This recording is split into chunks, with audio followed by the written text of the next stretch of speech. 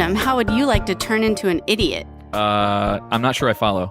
For our new sponsor, Village Idiot Pub, the 5K. Oh, yeah. Village Idiot Pub in historic Cocoa Village is holding an event for the Children's Hunger Project called The Village Has Lost Its Idiot Again.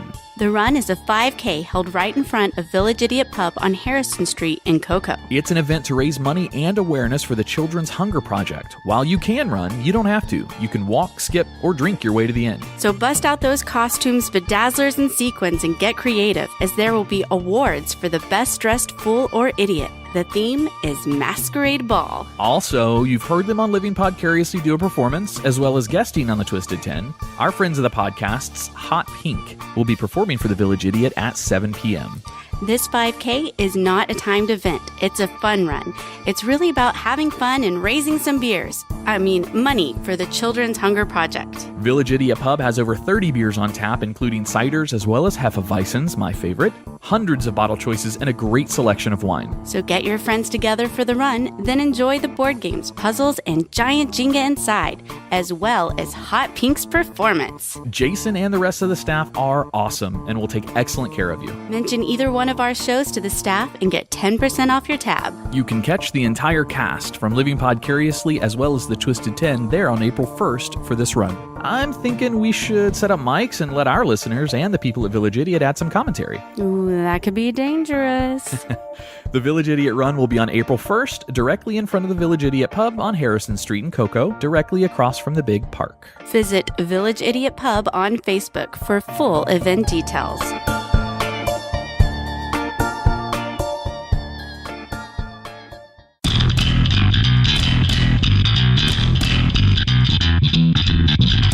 You're listening to Living Podcariously, bringing you real men's perspectives, unfiltered, unapologetic, and uncensored.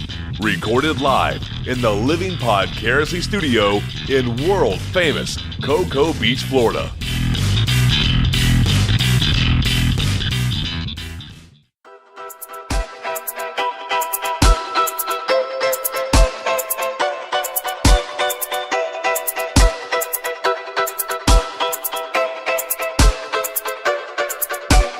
And welcome to another episode of Living Podcariously. We took a week off, just so you know, so there was no episode last week, but we had SpaceX launches and all sorts of stuff that came up and got in the way of it. So sorry about missing last week. Last Monday was my birthday. And Andrea's birthday. There you go. You didn't let me finish. I was gonna say that.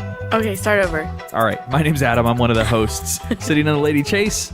I'm Andrea Joy. And sitting in Tach's seat, filling the big shoes. This is Jay Alvarez, and this seat is comfy. Me and Tach may have to fight for this. That's why I always sit in there when he's gone. That's my daytime seat. I'm gonna have to fight the ginger bear. You just got to get here before him. Yeah, damn right. Tach is out this week. He is actually working up at the Space Center in preparations for something that SpaceX is doing. I don't know if it's top secret. I have no idea, but it's on their schedule. They have a launch coming up, so we may call him a little bit later in the episode, see how he's doing and what he's up to. So this episode should be titled "Listen to Our Other Show" because we just recorded the fucking coolest show that I think we've done on the Twisted 10 so far. Hey. With the exception of your episodes, Okay, my dear. there we That's go. Of course. No, guest host Dan. Hey, Adam, you got some brown shit right Do there I? on your nose. Well, I couldn't get the erection down because of the host of the Twisted 10 this week. So you inserted your nose in her anally. Got it. we're all about sex tonight. I'm just saying, all over the place. right. Dan Cummins hosted the Twisted 10 this week. So the same day this releases and you're hearing this, you can go check out the Twisted 10 and listen to Dan Cummins' show. Dan Cummins has been on Comedy Central. He's done stand-up. He does another podcast called Time Suck, which is fucking phenomenal. And we Skyped him in and had him on the big screen in here so he could see us and we could see him. And it was fucking phenomenal. So What about the Playboy Morning Show? Oh, and the Playboy Morning Show. Yeah, I can't leave that out. He has a fucking button on that show when he used to host that where he would literally. So Playboy Morning Show. It's a like a video. It's kind of like a vlog. It's a for paid members of Playboy. You get to see their video morning show. Right. Vlog is just fun to say. He has a button on his desk on his thing in their studio. He hits it and it's the gratuitous nudity button. As soon as he hits this button, literally Playboy bunnies. Girls will run through the topless. They'll run through the studio, and then they go on to their next topic. That sounds phenomenal. Someday we will have one of those. Well, you know, Playboy just finally just announced that they're finally going to start putting nudity back in the magazine. I did hear that. Yeah. I think you can say what's the word I'm looking for? Who gives a fuck? Well, no. Oh.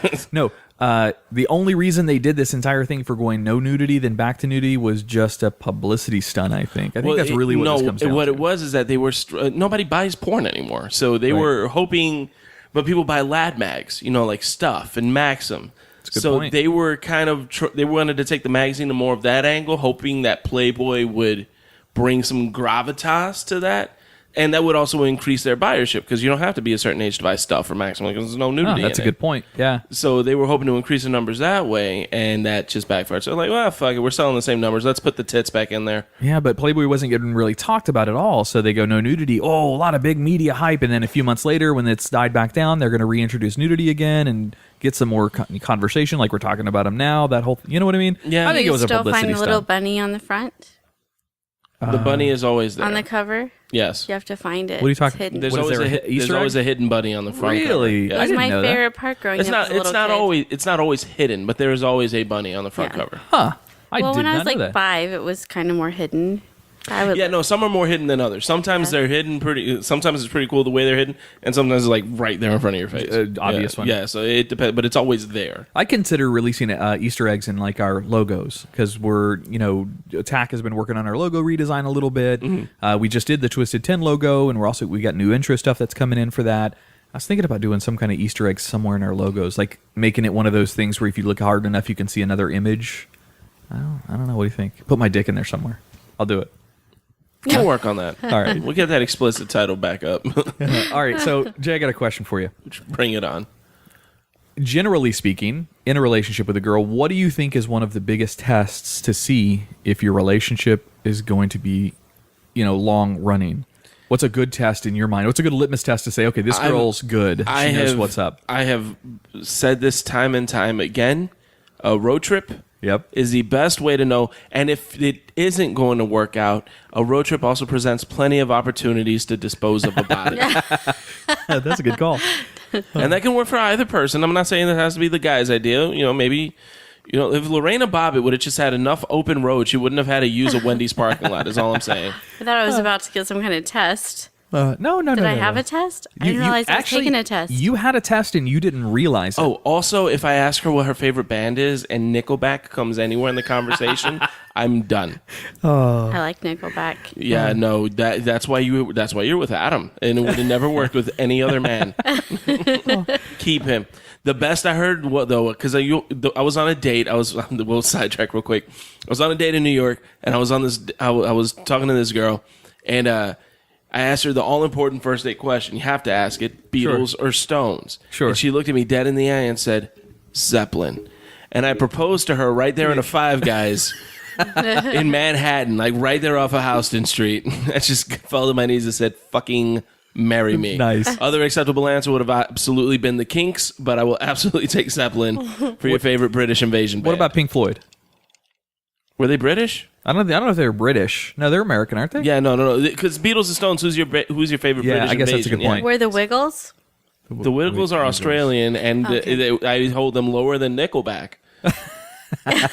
Well, so I'm up. You'd better have like a small child.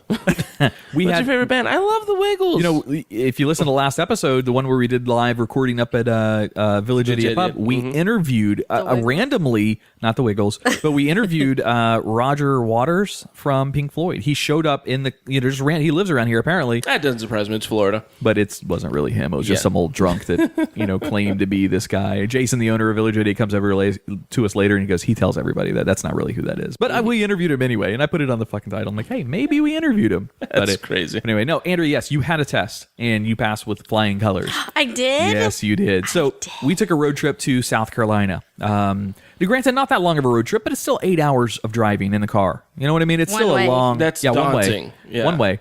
With and- 2 kids. Yeah, that's another good point. Oh, that's how you get DCF involved. Yeah. Children and families, real quick. And A dog. Yeah, and Oliver came with us as well. And I will say, All of you Andrea survived. Andrea passed that little test. And granted, I think you probably had a test for me, but didn't really know what was going on.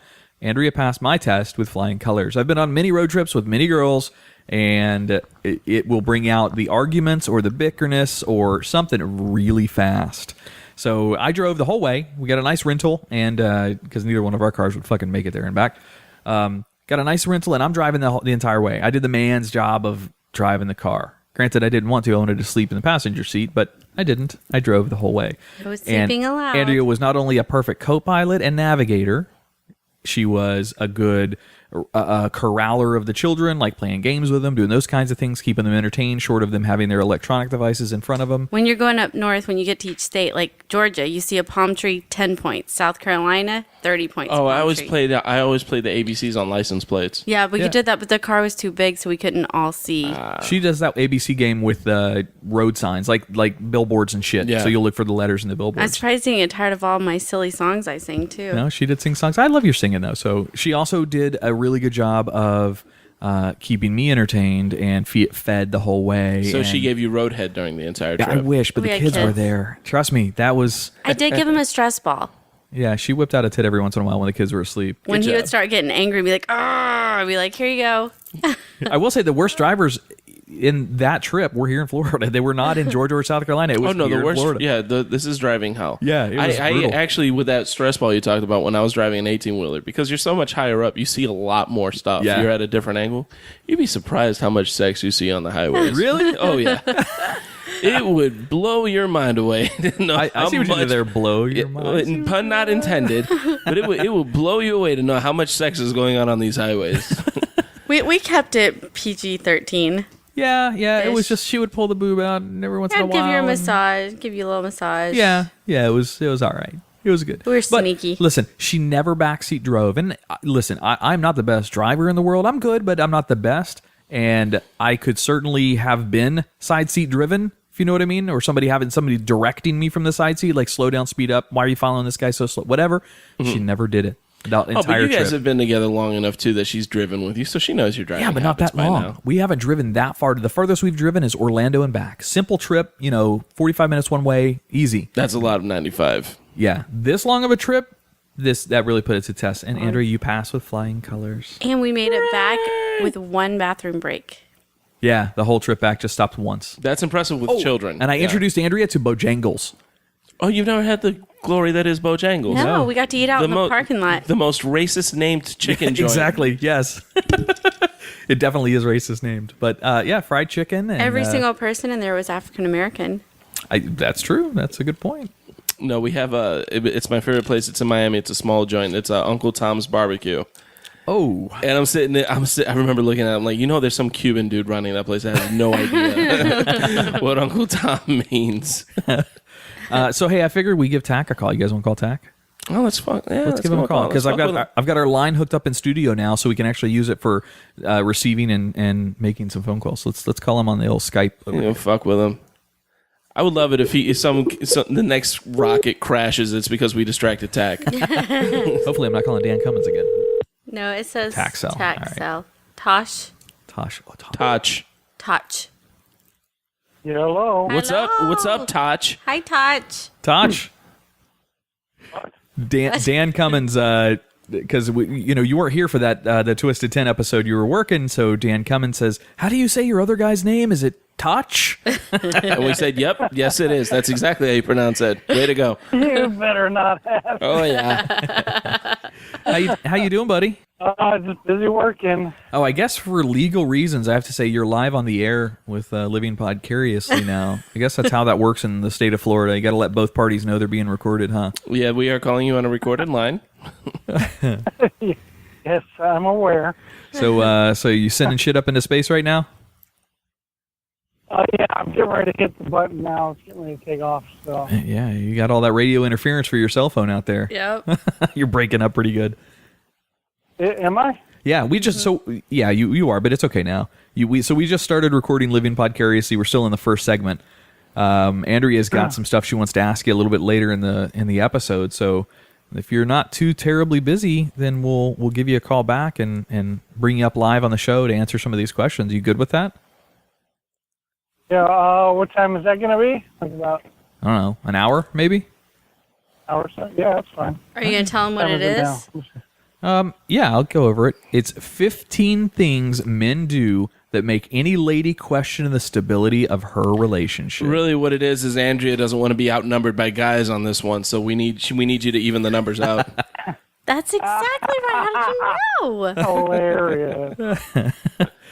But no, yeah, dude, I'm sorry you missed it, but we had a really, probably the best guest hosted or our main hosted episode of The Twisted 10 with Dan. It was phenomenal. We've got our work cut out for the rest of the duration of this, however long that show lasts. Yeah.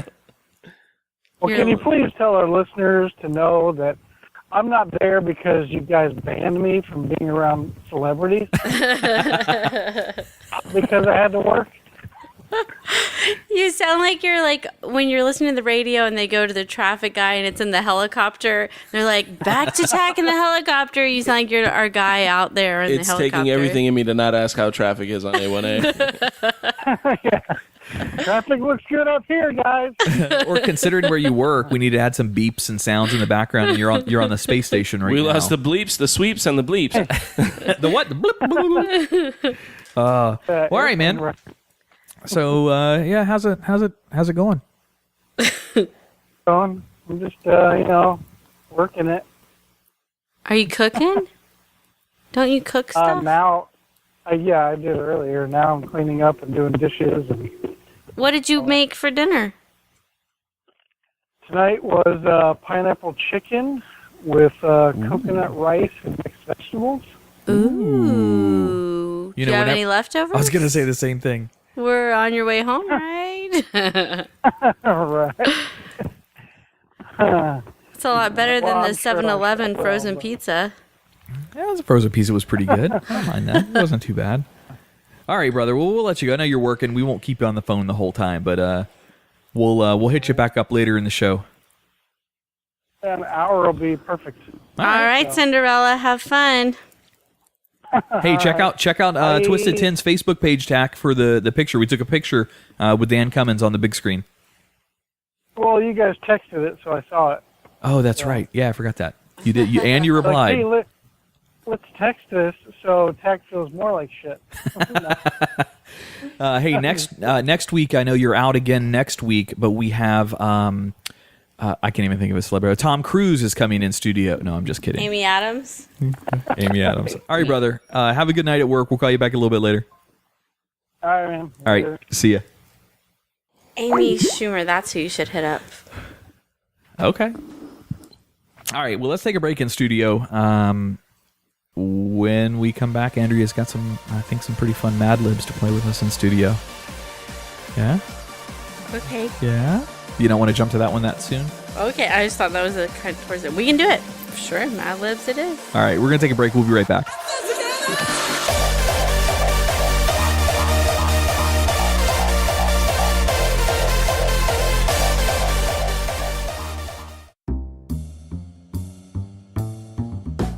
Village Idiot Pub. You locals know about it. You guys from out of town have to check them out. Village Idiot Pub is now a proud sponsor with Living Podcariously and the Twisted 10 podcasts. It's more than just about commercials, though. The cast here will be taking our show on the road to Village Idiot to record some episodes as well as hold events. They have over 30 beers on tap, including ciders and Hefeweizen, my favorite, as well as hundreds of bottle choices. Adam, you forgot my favorite, all the delicious wine. So get your friends together and enjoy the board games, puzzles, and the giant Jenga. Let the owner, Jason, as well as the rest of the staff there, take excellent care of your beer drinking needs. Mention either one of our shows to the staff and get 10% off your tab. Tuesday is open mic, Wednesday is trivia, Thursday is karaoke, Friday and Saturday night are live music. Visit them at 4 Harrison Street, Suite 103, Cocoa, Florida, or Village Idiot Pub on Facebook. And don't forget, they are a dog-friendly location, so bring your friends, family, and fur babies.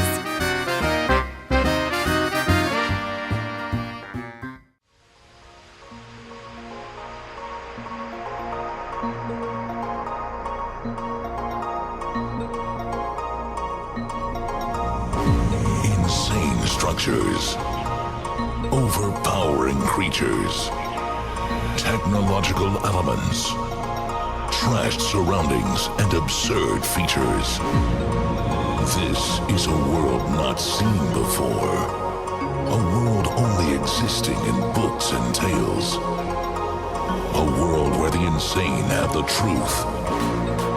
A place of freaks and a kingdom of maniacs. This is the world we know best.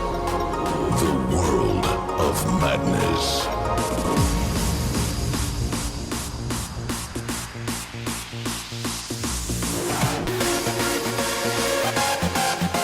And welcome back to Living Podcariously. You were listening during this break. So we asked for anyone who has local music or some talent in Central Florida area to let us know, because we love to play stuff from all walks of life. And that was a little hardstyle by DJ Addx, Addx. I had to look at it again. Don't laugh during that. Let me redo that one.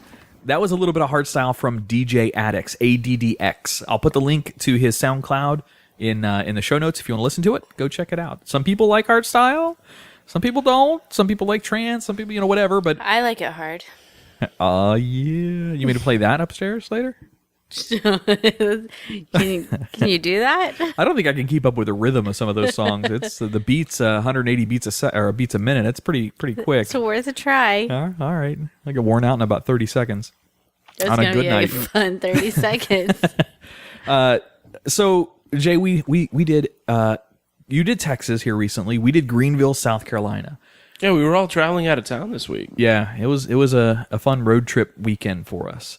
Let me tell you, going to Greenville, so we don't actually have family that's there. That was the meeting location that all of our family decided to go to. That there was an event there that my cousin wanted to go see for her birthday. So as a surprise, a bunch of family members got together and said, hey, why don't we all meet up in Greenville, South Carolina? So we met there. And I wasn't honestly expecting much.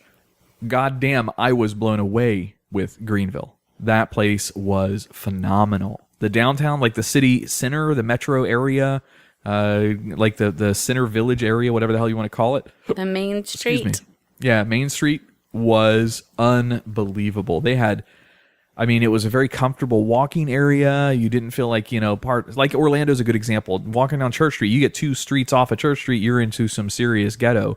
In Tampa, Ybor City, you walk 2 blocks off of Ybor, you're into some ghetto. That was all very comfortable. I could walk around that whole town, even the big section of it, and feel perfectly comfortable and safe. It was really nice. A lot of upscale restaurants, a lot of upscale bars and shops, and A lot of historical buildings that were really cool. Yeah, the Carolinas will blow you away. I remember being surprised by Asheville up in North Carolina. I was born in Boone. Yeah, I know Asheville real well. Like, you go into Asheville, and I'm thinking, oh, right, this is going to be some podunk. Hey, low.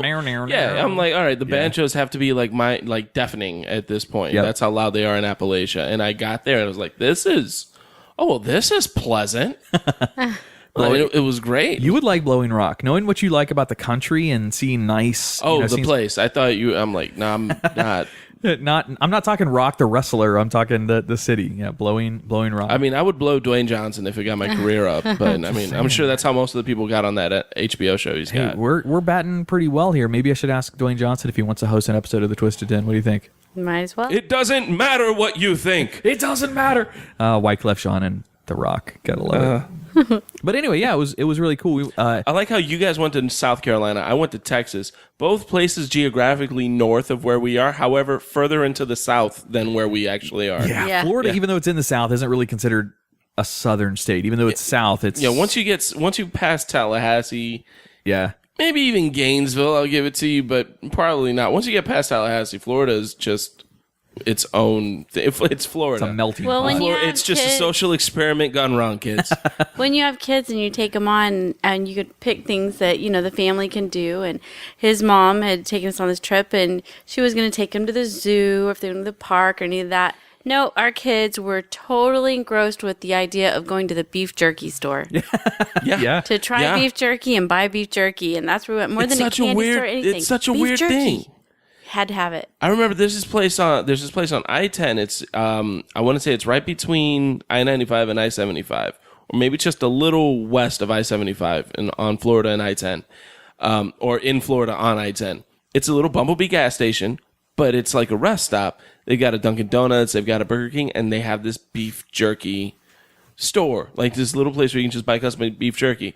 There's another place on I-20 just east of Dallas where they specialize in beef jerky. Then they got elk jerky, they got venison jerky, buffalo jerky. And it's like, this is a big... I grew up in Miami. I just knew the little, like the Hungry Jacks. That's all I got. Exactly. And I'm seeing all this like dried, salted meat in front of me. And my mustache grew 3 sizes and my Grinch heart grew that day. Like it was... Oh, nice. Yeah, I almost bought it. Andrea bought like 6 bags of the stuff to bring back home. What'd you bring me? I almost bought sample. Carolina Reaper beef jerky. Oh, it's you had to sign a waiver. Already hurts. Yeah, you had to sign a waiver to buy it, and they gave samples away. And I can handle spices. I consider myself a spice guy because I like spicy foods. Oh, my sphincter's already twitching up at the thought of this. And she said, "Listen," she goes, "unless you've had this before, I would highly recommend against even tasting a tiny little piece of it." Unless you've had it before, that wouldn't work. Yeah, how would unless I understand you have to have your virgin experience of eating it at some point, but that's like saying, hey, we're not going to hire you because you don't have enough experience, but you can't get experience unless we hire you. I took you that had as Thai chilies, you could handle it. No, definitely not. Thai chilies is way down on the Scoville units compared to the Carolina Reaper. Carolina Reaper is above the ghost chili. It's the hottest pepper in the world. Yeah, it's the hottest pepper in the world. So she said, and I think I took it as, if you've never tried a Carolina Reaper before, do not do this. She said right off the bat, even the salted down version or the diluted version in this little sample of beef jerky is still over 1 million Scoville units. To give you an example on how the Scoville scale works, let's take your hot sauce from 7-Eleven, fire sauce. That's like from 7-Eleven? I mean, why did I say 7-Eleven? Are you Taco getting Bell. tacos from 7-Eleven, dude? Jesus. Yeah. No wonder your bathroom's always clogged. They sell everything. No, from Taco Bell. The hot sauce, the fire sauce from there is like 100. Yeah, it's not. It's like 100 on the Scoville units, and that's all based on how the capsaicin in the mixture of the hot sauce works. Habanero pepper. No, let's go with a more famous jalapeno. Everybody knows what jalapeno is. Jalapeno pepper is only like 700 on the Scoville scale. It's still pretty low. It's hot as fuck, but it's still pretty low. The Carolina Reaper, just the pepper itself is like 4.5 million, and this version of it in this beef jerky was like 1 million by itself. So yeah, it's so hot that it will create an ulcer or expand one. No, she talked me out of it. She really talked me out of it. She pretty much made me look like a pussy in front of a couple other rednecks up there, but I'm okay with that. I'd rather not deal with the pain later if it's as hot as she was saying it was. I wish I would have been there not buying those 5 packs. I would totally talked you into it. But that would have been some good pictures. I almost did it. Maybe that should be a top 10 Scoville scale. Nah, that'd be a horrible one. But yeah, where'd you go? You went? What part of Texas did you go to? I was in the Houston area last weekend before last. It was really cool. I'd never been before. My older sister actually grew up out there in the Katy suburb of Houston. So it was cool going out there, hanging out with the sister, hanging out with the niece and nephew who are both about to... my niece is a high school senior. My nephew's a junior, so they're about to go to college. Matter of fact, my nephew just went on a college tour with my sister, so that was pretty cool to catch them on before they went out on that one. Houston was cool. It rained the entire time I was there because, life. Yeah. But it was a really cool place. I was pleasantly surprised at how not liberal but moderate it is. Like Texas is a pretty red state. Usually really conservative out there. Yeah, Texas is a very, very red state. Austin is like the one blue spot in that state. I'd say Houston was a pretty good shade of purple. It's a really, really moderate. Everybody was really nice. Didn't meet anyone that I had a negative encounter with. Even the TSA agents out there were pretty, like at the airport, were so when they groped cool down to earth. When they groped you, very they said, gentle. "I'm so sorry, I have to do this." Well, no, they didn't have that accent because they're not from the plantation. Yes. I don't know. How do you do a Texas? I know, mon chéri. I know. That I is don't. definitely not that's Texas. that's actually pretty close to Houston. You are not talking like you're from Texas at all. Yeah, no, it's no. They were all. Everybody was just really cool. I didn't do many shows. I only actually did one open mic while I was there. I went with the intention of not doing shit. I went just to go hang out with the sister and hang out with the niece and nephew. And my sister's like, "I've never seen you on stage." I was like, "Well, shit." Oh, that's like a dare, isn't it? Yeah, she's like, "I've never seen you on stage." So we went out to some open mic at Capone's. Matter of fact, I'll give the guy a shout out real quick. Jeff Joe is his name. Runs a really cool open mic on Monday nights at Capone's in downtown Houston. Really cool spot. It was like the second week he was doing it out there, but he runs a few other shows, a few other mics out there. Really cool crowd of comics out there. I was being done in Miami, Orlando, and New York. It's kind of cutthroat, the comic scenes. Like the comics aren't always very welcoming of newcomers. I'd say Melbourne, the Brevard County area comedy is actually pretty welcoming of out-of-towners. You guys welcomed our boy Trey from Georgia, Tall Trey Comedy. You welcomed him with open arms. That was a lot of fun. This is a pretty cool place. New York is welcoming in the sense that everybody's new in New York, so it's just very cliquey. So it's hard to get in with a group, and that's just because there's so many. It's not that they're cliquey because they're assholes. They're cliquey because there's just so fucking many comics in New York City. But Houston was very cool. Everybody I met was like, "Oh shit, you're from out of town? Oh, cool. Where you from? What are you doing around here? Why Houston?" Like stuff like that. So, but it was a really cool experience. I'm looking forward to going back to Houston. Nice. At some point. I did discover, this has actually got me considering moving to Houston. Mexican hot chocolate ice cream. Oh yeah. What? Yeah, I'm gonna say that again because it absolutely bears repeating. Mexican hot chocolate ice cream. Is it hot? No. Is it like a fried ice cream or something poured over the top of it? No. What it is, it's chocolate ice cream. Okay. With a cinnamon sugar cocoa swirl throughout the ice cream. So it tastes like Mexican hot chocolate actually is the thing. Mexican hot chocolate is hot chocolate with a little bit of cinnamon in it. It sounds like a sex position. Yeah, I'm going to give you the Mexican hot chocolate later, baby. Yeah, it's an anal position. No, Mexican hot chocolate is it's got cinnamon and sugar, and some people put paprika in it and like kind of spice it up a little bit. Really? So Mexican hot chocolate absolutely is the thing, and this ice cream tasted like putting a chocolate churro in your mouth. Really? It was goddamn phenomenal. And if anybody knows how to like freeze ship ice cream from Houston to Central Florida, you will not only have my undying allegiance, but I will pay you handsomely. Will you listen to Nickelback? I will not listen to Nickelback for that. While you eat it. I'd have to be getting a blowjob with a Q-tip in my ear. By Nickelback, by the lead singer of Nickelback. No.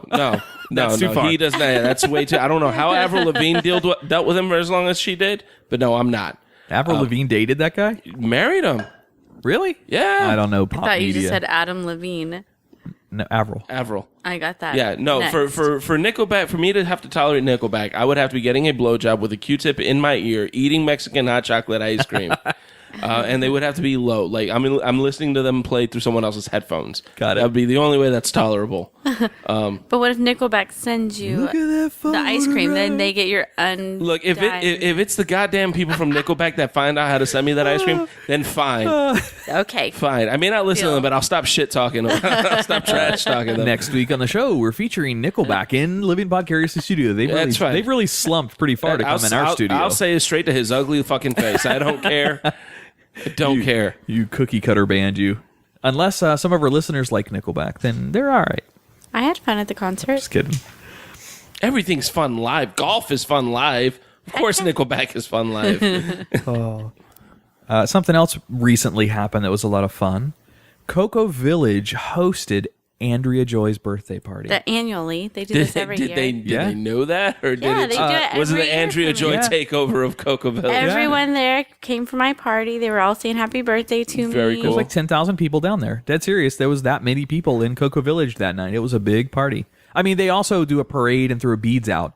For my birthday, though. Yeah, but it's all for her birthday. It has nothing to do with Mardi Gras. It's 100%. And they always have a concert. Last year was the Blues Travelers. Blues Traveler. Let's lead into that a little bit. Blues Traveler was great last year. Irrelevant if you like them or not. I think we talked about them in a previous episode. Absolutely, I think we talked about that last concert. About this time last year, yeah. And this year, Andrea, who was on stage for your birthday? Eddie Money. Eddie Money, you mean the guy that's famous from doing the Geico commercial? Did we watch the concert? You don't even know. Eddie Money came out for your birthday, and you don't even know if you sat and watched it. It was my birthday, and I had a necklace made of big, huge balls. They were all full of vodka. You could have had Eddie Money sign your vodka balls. He did. You think? You don't even know if you saw the show. I don't even know what happened to my balls. It's a line that I'm going to cut out of this podcast and use later for something. Listen, let's use the one song that everybody knows of Eddie Money's, and that's 2 Tickets to Paradise. Everybody knows that song. Yeah, that's from the Geico commercial. That's what he's famous Is that what for, that's right? for? Yeah. He bought 2 tickets. If you're Eddie Money, you work at a travel agency. You know that was his song because he played that in his hour set 3 times. He did, Well, yeah, really? Yes. Yeah, it's like a 3 DJ in I guess 1991 I playing the didn't Humpty listen to Dance. it. Or Ice Baby. Yeah. Yes. Listen, I respect the people because I like my own particular artists and groups. And I mean, Sublime to me will be to like our children, like, oh God, who the hell is this Bradley Noel? I mean, obviously he won't be singing because he's dead. However, that type of band to me is awesome. To this older crowd of people that absolutely loved Eddie Money back in the day, it's nostalgia for them. That's why they're listening, because it's cool. That's why he sang the song 3 times, because by the time he get 2 songs away, forgot it. the Alzheimer's would set in. So he had to remind him. Or funniest thing you've said. other young people would show up and no idea who the fuck Eddie Money is. So he'd have to sing that song just to get everybody back up to speed for 5 minutes. Yeah. And then he'd go into 2 other songs that no one's ever heard of. He did a bunch of other songs, and I swear to God, listen, I'm not trying to diss Eddie Money because the production quality was great. He was singing good for as old as hell as he is. Well, he was yeah. singing good. Everything was working out really well on stage. But man, I couldn't get into it. It was too just soft old rock for me. It just wasn't my style of music. Well, you know what it is? But what He about has the other song everyone knows? What other Eddie Money song that everybody knows? Take me home tonight. Oh, yeah. I don't want to let you go till you That's see Eddie the Money? light. I had no idea. That one, I like forgot. that better than 2 Tickets to Paradise. Oh, I actually like That's a good song. I actually like the movie Take Me Home Tonight. That's a little Yeah. guilty pleasure of All right, mine. let's give him some credit. Then that's a good song as well. And How many we times did he play that one? Once. I don't remember. I was Because paying. nobody remembers that one. Everybody remembers 2 Tickets to Paradise. But that one's better. Andrea's boss at the salon bought Andrea, me, as well as a bunch of the coworkers of hers and their spouses VIP tickets to the Eddie Money concert, which included before Eddie Money. I don't imagine. Air-conditioned bathrooms. As much as I appreciate your boss, and I'm sure she's a great person, I don't imagine those VIP tickets being hard to come by. Now, not real. This year was a She lot just less. bought them for us. Yeah, no, that's fantastic. That is pretty cool. This year's VIP tent was a lot thinner than last year's Yeah. Blues Traveler. Last year's Blues Traveler because VIP John tent was Popper is a man massive. who deserves our reverence. Agreed. mean, But it's anyway, just- they Nice. from what 5 o'clock to 7 o'clock. And you can buy VIP tickets at the door, too. You just pay more than everyone else Yeah. pays for the tickets. From 5 o'clock to 7 o'clock that night in the VIP tent was free beer. Well, free beer and free alcohol. Mm-hmm. So guess what? We went there at 5 o'clock sharp and just got hammered before Eddie Money came up on stage. Oh, I thought you So- said you got hammered before Eddie Money. I'm like, no, I'm pretty sure he showed up hammered. No, I had my necklace of balls that I would just fill up with my drink and go get another and fill it up. I got like 8 drinks inside that necklace. Yeah, easily. They were from, you got one too. Brenda gave you one. They were Yeah, from the actual Mardi Gras. Brenda brought them back That's from New Orleans. fantastic. Yeah, it'll hold. So the beers were like 32-ounce beers. They were big fucking beers, and it was only Coors Light. All right, it's okay, but it's free. Whatever, I don't care. Yeah, you know what? That's how I knew I beat alcoholism when I started complaining about the quality of free beer. Yeah, Somebody offered us free beer after a show, and it was Coors Light. And I'm like, this is shit. And I'm like, I'm cured. yeah. I stopped going to AA meetings that night. Nice. I was done. But hey, listen, we had a good time. It was a lot of fun, and I can't wait to see who performs next year at your birthday. For my birthday. Yeah. It will be fun. And we ran into none of my ex-girlfriends this year. Last year we ran into 2 of them. Well, that's always a plus. Yeah, That's because we were all over the place. I was best dressed, everyone said. We dressed out. Last year, I just had my tiara on, and everyone has all this crap on, so no one knows it's my birthday. So I had on tights and leggings and a tutu and a sparkly shirt and a feather boa, tons of necklaces. Yep. What else I have? she The dressed tiara, crossed eyes. glitter everywhere. Crossed eyes after all that alcohol you were drinking. No, I was fine. Yeah, that was a good time. Yep. It was a lot of fun. The end. Yeah. Now I have Take Me Home Tonight running on a loop in my head. Take me home tonight. Oh, this is... I don't want to let you I should not have go till admitted you that. see the light. So we called Tach a little while ago to check in on him. Tach works out at SpaceX, out at the Space Center, and SpaceX just launched after their mishap a few months back. They just launched their first rocket again. This one was really, really cool. We took a couple of our friends and listeners of the show, our friends Dan, Steph, and Ricky, out to see it. And this was one of those, Jay, that comes back and lands back on the land, not out in the barge out in the middle of the ocean. The rocket actually returns back to one of the landing pads at Kennedy Space Center. And of course, when that happens, the big sonic booms occur. Right. And we were right out there at the VAB, so it was really, really fun. So I'm giving Dan and Steph and Ricky a shout out if they're listening, because that was a lot of fun. And Dan, dude, it sounds like Dan Cummins might want to go out to the Space Center here soon if he comes back down here with us. Hopefully, we can time a his visit is timed around the launch, and we happen to come across some more tickets to go out there. That'd be kind of cool to see. By the way, if you ever want to go out there with us, now you invite the co-host. I see how it is. Yeah. Hey, he didn't invite me either, so I did too. You were working that day. Is that he's still trying to work a blowjob out of me? I was here, and I was here when he got back. Now I get 5, so I get 4 passes or 4 people as well as me. So You were talking about 4 blowjobs. I have 4 a year, not counting my birthday. No, I get to take myself and 4 other people in my car to the VAB. There's a little launch basin out there, and it's a lottery drawing. Essentially, you put your name in a drawing, and there's 250 cars or people that get selected for car passes. And usually, always, I get one. So I've somehow lucked into getting that. So I'll let you know next time launch goes up. 2 weeks, according to Tach, is when the next one's going up. So all right, I might get another pass for then. Now you say Tach's working for the launch. It doesn't Tach. He's making chicken and pineapple. Yeah, doesn't he just catering? He's feeding them. Well, so all the preparation. Jesus Christ, that came out wrong. All the preparatory work that goes into a launch is intense. And what Tach does for SpaceX is he's part of the chefs. He's one of the premier cooks out there for preparing all the food for these guys while they're doing their late nights of mission planning and ops and checks and balances, the whole 9 yards. So SpaceX pays for that stuff to be made for all of their staff. So he prepares this gigantic course to serve to those people that are working late nights. So he's the most important part of a launch. Let's just put it that way. The lunch. The lunch. Yeah. Did I say launch? Yeah, lunch. He's the most important part of the lunch. Now I can just see Tach wearing a giant Chef Boyardee hat. So I'm going to take Chef that. Tach. I'm going to take that piece of the interview with Dan Cummins and replay it next week. He'll never let that down. No, that's fucking fantastic. Oh, Jesus. All right. So you want to take another break in studio and come back with our MadLibs? Yep. All right. Andrea's got some pretty cool MadLibs prepped for us in honor of Tach not being here this week. We're going to do a little mini version of It's Game Time, but it's not Tach's segment. It's Andrea's. All right. It's my game. Check out a little bit more DJ Addx, and we'll see you after the break. Or can we?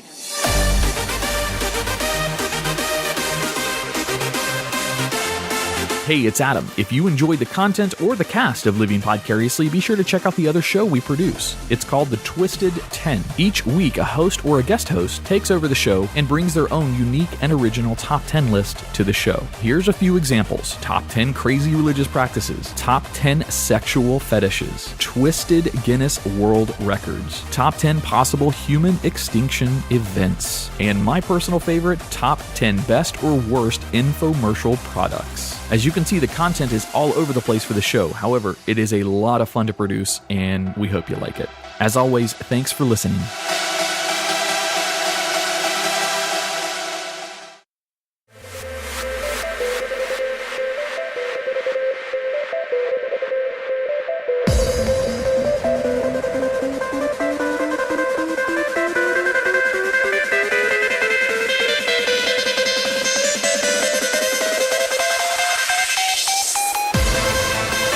And welcome back to Living Podcariously. That, again, is DJ Addx you're listening to in our breaks this week. We haven't gotten rid of DJ Gil Lugo. He's still part of our production side of the house. We love you, Gil. We love you, Gil. We want an interview with you in studio in here. Guy's busy, man. He was in the Middle East not too long ago, spinning out there for them. Really interesting guy. All right, Andrea, what you got? All right, we're going to have a little fun. It's not Tosh time. Tash. Tesh. What do you call him? Jay. Tosh. Tosh. It's He didn't not. call him Tosh. Tosh. Yeah, Tach. Toch. That's what it is, Tach. Okay, well, it's not Toch time. Tach's game time. Game time. So we're just going to do a little fun MadLibs. All right. Fun I like MadLibs. We did this on our road Joy. trip a little bit too with the kids. I feel like we just did that here. with the whole Tosh thing. That's true. And that was the end. Good job, guys. All right. Thank you for Hey. playing. Winner, chicken dinner. I need an adjective. You want to go back and forth? Like you pick one, I pick one, you pick one, I pick one? You go first. All right, adjective. Let's go with slimy. A person in the room. Oh. That's an easy one. A person. Oh, like a name? Andrea. An adjective. Again, creamy. A noun. Store. A verb ending in ed. Fucked. A part of the body. Clavicle. I almost said metaparsals. I was like, that's too I much. said that in one of the ad-libs or MadLibs we did on the road with the kids. Yeah. A part of the body came up and I said metatarsals. And ironically, the story she was telling was about Cinderella's foot going into the slipper. That is fucking great. That the sisters couldn't fit their feet into the slippers because of their metatarsals. But And the shoe in the body or the clothing part that was picked was shoe, so it said it was perfect. shoe. Yeah, but she didn't want to. I didn't have enough room. My spot metatarsals. was this big, and we were in a rickety car. It was too long. It wouldn't fit. That car now wasn't we have rickety. room. I made big long lines in That this. car wasn't really. That was a beautiful Noun. car. Oh wait, was it my turn or was it your turn? I don't take it. Person in the room. Again? Oliver. Part of the body, plural. Labias. Always two. At least. Hopefully. Always an even number. Oh, really? Hopefully. A noun. A noun. God. Oh. I'm God. Plural noun. Disciples. Can y'all like pick smaller words, please? God, shorter than I feel God. like disciples more of an adjective, isn't it? The disciples worshipped God. No, that'd be a noun. Well, God could also be an adjective too. Yeah. Can you spell it? Disciples. All you have to do is be able to read. You're it the one yourself. religious one in here. That's a Doesn't good mean point. I have to spell. D-I-S-C. Jesus still loves me if I can spell or D-E? not. D-E or D-I? I'm sorry. D-I. Yeah. D-I-S-C. I-P-L-E-S. Yes. Okay, I just couldn't. You know a word, but there's that one yeah, letter missing. there's a Charlie in there. Is that what it's called? An opossum. C for Charlie. Adjective. Is it back? It's back. Oh, to that's you. back to me. You already got disciples. Be nice. Adjective. I'm I thought you would just be picking like dirty Large. words. Prestigiously. No, like large. Yeah. Adjective. I get one again. This actually says adjetivito. Is it Spanish? It was a bump in the road. So adjective. Let's go. What do you? Trying to think of what our story is building here, just based on other words. You're not building a story. You're just making. It's ad-lib. Stop putting too much thought into this. All right. Just pick something. Describe it. Clean. I'm talking about this room. And last one is adjective. Douchey. All right, this is called a pillow fight. You and Oliver were about to do some It's stuff. Didn't you give creamy for your first one? I love where this is going. Actually, the last time I went to a sleepover. Wait, what? Okay. The last time I went to a sleepover, a slimy pillow fight broke out of nowhere. Andrea grabbed her creamy, fluffy store and began swinging it at anyone close to her. The attack with the little dollhouse. Soon, everyone else fucked in. At one point, I got hit right in the back of my clavicle. As soon as I recovered, I tossed my car at Oliver's labias, but I missed. Instead, I knocked over an expensive god, and my pillow split open. Disciples flew everywhere, That's good. covering the Yeah. room in a layer of large feathers. The fighting stopped when we all broke out in clean laughter. The fun ended when we realized we had to clean up the douchey mess. I feel like adult women pillow fighting would probably be douchey. Yeah. So, yeah. That was good. All right, let's go faster so we can get to the fun part. Noun. Oh, me? Church. Wacky state. Wacky. We live Like in a the place. wackiest. Oh. Like a state, an actual state. Not like a wacky state of mind, like a wacky Oh, state. yeah. We live in the wackiest state of the world. Arkansas. Pretty close. West Virginia would have been there too. They're a close number 2 and 3. Yeah. A verb. Verb. Shat. Shat. Okay. Noun.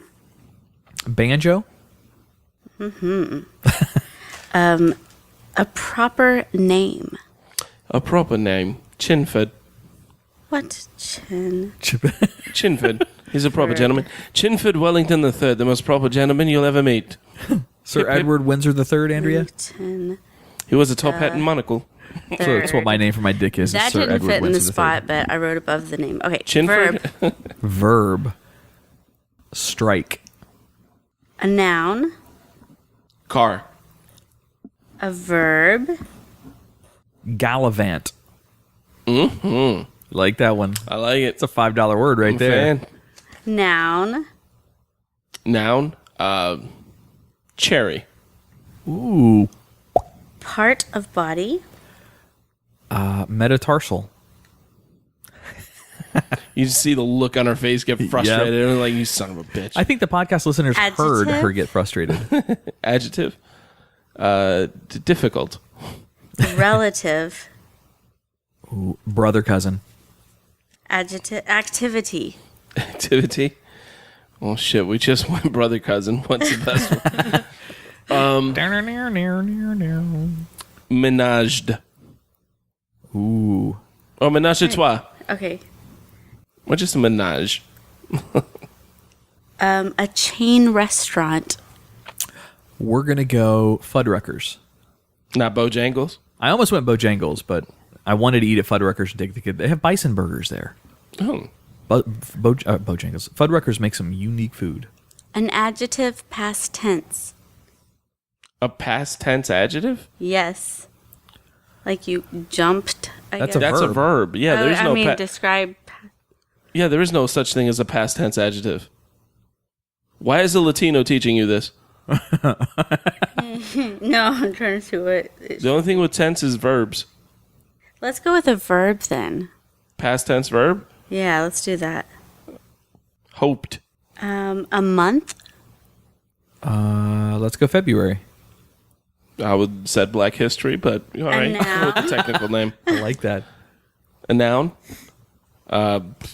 Black History Month. That was good. Fit it in there. A verb past tense. Oppress. Oh, you see what I did there? I said past tense. Oppressed. With a D. An adjective. Holy. A verb. Wither. A verb. Deteriorate. I'll No, edit because it. he just said wither. No. He just said wither. Grow. We'll say jump. Okay. We'll just keep it simple. Jump. Thank you. Can jump. Noun. Regatta. What? What's that? A regatta. It's a a gathering of boats. It's like a boat race. That's Or just a gathering. It's just a big Yeah. gathering of boats. Like, you ever get on a boat, go out in the middle of the like, a couple miles offshore, and there's a bunch of boats like anchored in together? a noun. That's a regatta. That's Yeah. a thing. It's a Raggata. When I was young, we always picked dirty words. Y'all are not doing. We're trying to impress you with our vocabulary. That doesn't Our, work. our vernacular is the most impressive That thing just ladies makes will the ever game see. go slower because I can't write it, and then I'm not going to read it because I can't read it in my own writing. Well, come on, Oklahoma Public Schools. You got Plural this. noun. A plural noun? Mm-hmm. AIDS quilts. You want to get dirty? I could get dirty. Weird news. It ends with AIDS quilts. A church in Arkansas was arrested this morning after he shat in front of a banjo. Yeah, he did. Sinford Willington III had a history of striking, but no one, not even his car, ever imagined he'd gallivant with his cherry stuck in his metatarsal. That would be hard to frolic properly with the cherry in your metatarsal. Yeah, no kidding. All right. I always thought he was difficult, but I never thought he'd do something like this. Even his brother cousin was surprised. After a brief menage a trois, cops followed him to a Fuddruckers, where he reportedly hoped in a fry machine. In February, a woman was charged with a similar crime, but rather than wither with the Black History Month, she obsessed with a holy. Oppressed. She oppressed with a holy. There should be a noun there. A holy mission. Either way, we imagine that after witnessing him jump with a regatta, there are probably a whole lot of AIDS quilts that are going to need some therapy. Chances are, if you're wearing an age quilt, yeah, you're probably going to need a little bit of therapy. I love how you hoped into a frying machine. That sounds like whoever wrote the story just spelled hopped wrong. Yeah, right? I thought the same, like, how's it supposed to be hopped? Oh, no, it was hope. It was hoped. Yeah. All right, I have one more. All right. A silly name. That's Bozo. All right. An unrealistic profession. Underwater basket weaver. I was going to say professional podcaster. Oh, even better. Oh, I want to change mine. A country. Just because I want to fuck with you. Azerbaijan. I told her Uzbekistan on our trip. Okay, another silly name. Roscoe P. Coltrane. P. Coltrane. All right, a color. Fuchsia. Go back to that fuchsia belt that Tach wanted to get in judo. That's right. Adjective. Moist. Adverb. I don't remember what an adverb is. Do you have an example of an adverb on there? I wrote it. I don't know. You wrote adverb and you don't know? Oh, my phone this said. needs an adverb, but I don't really know what Isn't that it a adverb verb is. with ly? I think so. Hold on. So let's now, since I talk, this is what I get for talking shit to you about teaching a white woman about how to spell. What is an adverb? We're all about to get educated here. Oh, well, hold on. Google wasn't supposed to hear the rest of that. Now she's mad. What is an adverb? All right, well, since I didn't really understand anything she said, I'll just go with one of the examples that she gave good me idea. and say gently. Okay. A third silly name. I got 2 of the 3 silly names. So let's go Gilligan. I like Gilligan McGillicuddy. A noun. I like to think that would have been his last name. McGillicuddy. Gilligan McGillicuddy is my answer, Andrea. You already gave it. Noun. Damn it. Noun. The McGillicuddy twins. There you go. You wanted to make you write it. Trying to figure out how to sing that in the McGillicuddy twins. Gilligan of the McGillicuddy kids. I hope I don't even remember what it was anymore. Gilligan McGillicuddy. No. Gilligan McGillicuddy. I gave need you the a noun. McGillicuddy. I didn't Yeah. say a plural noun. I The just said a noun. McGillicuddy twins. That is the name of a gang. I didn't say a plural noun. No, that's a name. I just need a noun, not a plural. McGillicuddy. McGillicuddy. That's a plural noun. No, it's not. It's a last name. McGillicuddy. That is a last name. That is a noun. Exactly. That's it's a proper noun. I'm sorry. Proper is what I'm trying to say. That's a name. That is a proper That'll noun. work. Yeah. No, I just need a regular noun. Proper nouns are used in other places. So what do you need? A noun or a proper noun? We'll put McGillicuddy. noun, McGillicuddy regular. wherever. A regular noun. All right. Like gang in that one would Just be. a Hey, person, gang. place, or thing. Gang. Yeah, the McGillicuddy kids. That's a person. The That's a kids. thing. Yeah. That's a gang. proper, though. They have their own name. All right. If proper, She just doesn't want to write McGillicuddy. That's Right. what this boils down to. we Totally agree. We what agree. it If she is. asks for a proper noun, though, we're giving her McGillicuddy. Yeah. Okay, we'll avoid that. Facial feature. You can't use it there. It's in your McGillicuddy. Mole! Moly, moly, moly, mole! Just like that.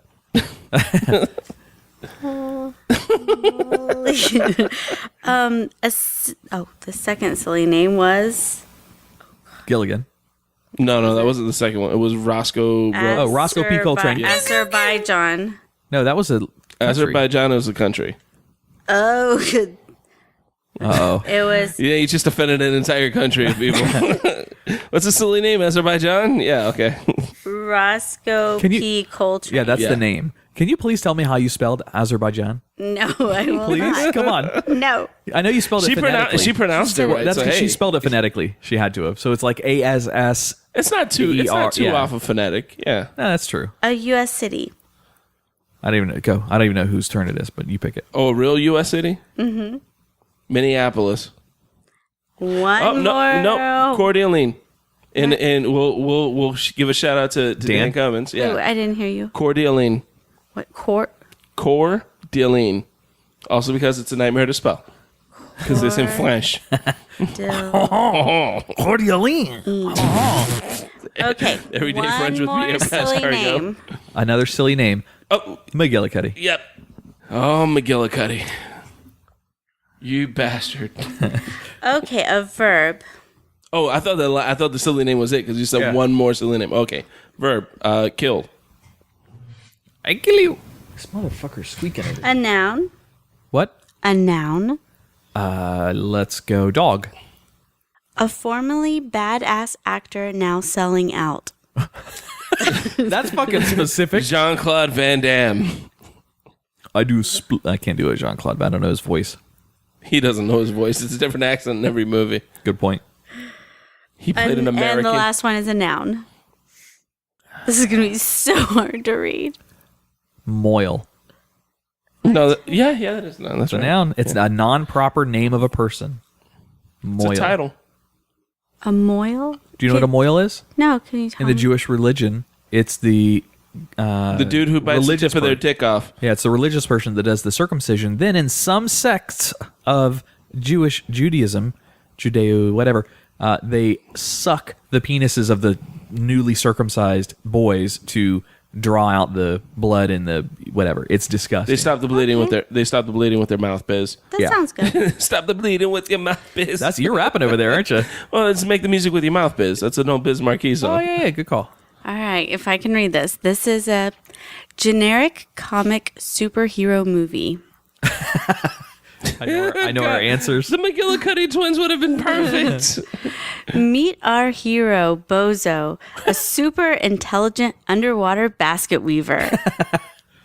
A run-in with the Azerbaijan military leads him to create his alter ego, Roscoe P. Coltrane, a fuchsia moist giant. A fuchsia moist giant? A fuchsia moist giant. Capable of great destruction. He gently battles the military with his girlfriend, Gilligan. McGillicuddy. Eventually, it is discovered that our hero's longtime colleague, Mr. Gang, distinguished by his mole, is trying to turn Roscoe P. Coltrane into a weapon, leading to a climatic, if pointless, battle in downtown Coeur d'Alene. Did it right? Sure. Oh, with an evil version of the same giant alter ego called McGillicuddy.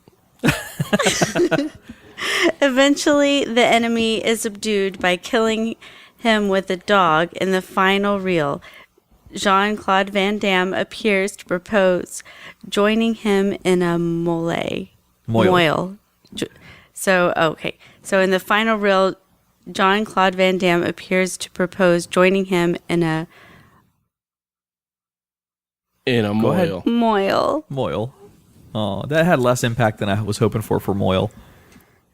Should have used Moil earlier. Propose joining him in a moil.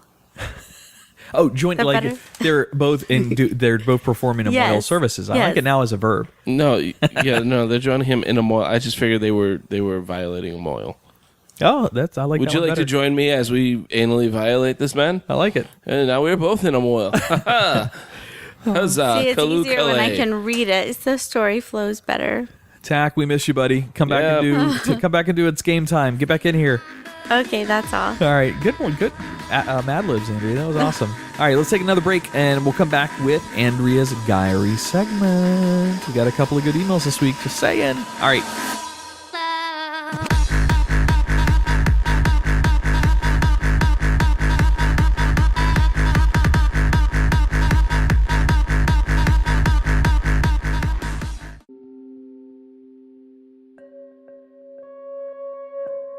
Haley is bored with life and endlessly looking for a purpose and her place in the universe. She knows there's more out there than working 9 to 5. She never imagined going on one job interview would change everything and open doors she never knew existed. Ancient family journals, 2 friends, and an irresistible bloodlust to deal with. Turns out being a vampire isn't as sexy as she thought it would be. Between the monster, late-night bloodbaths, and a vengeful ex-love of her man, it keeps her busy. But it doesn't have to be this way. Does it? Should she live free and forever without responsibilities? or will she find the direction she's been looking for? One thing she does know is that she will fight for what she wants and create the perfect life without traditional vampire restrictions. And she won't let anyone or anything get in her way. Order your copy of the novel First Generation Book 1 by Zoe Emerson on Amazon. Available on paperback and Kindle. For more information, go to zoeemerson.com.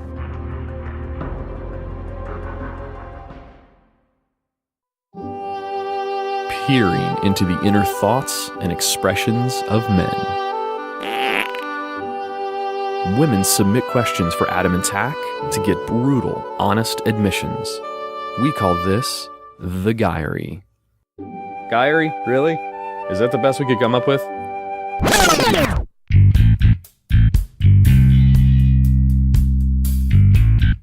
All right, guys. All right. All right. Matthew McConaughey can't turn left. When he drives, it's all right.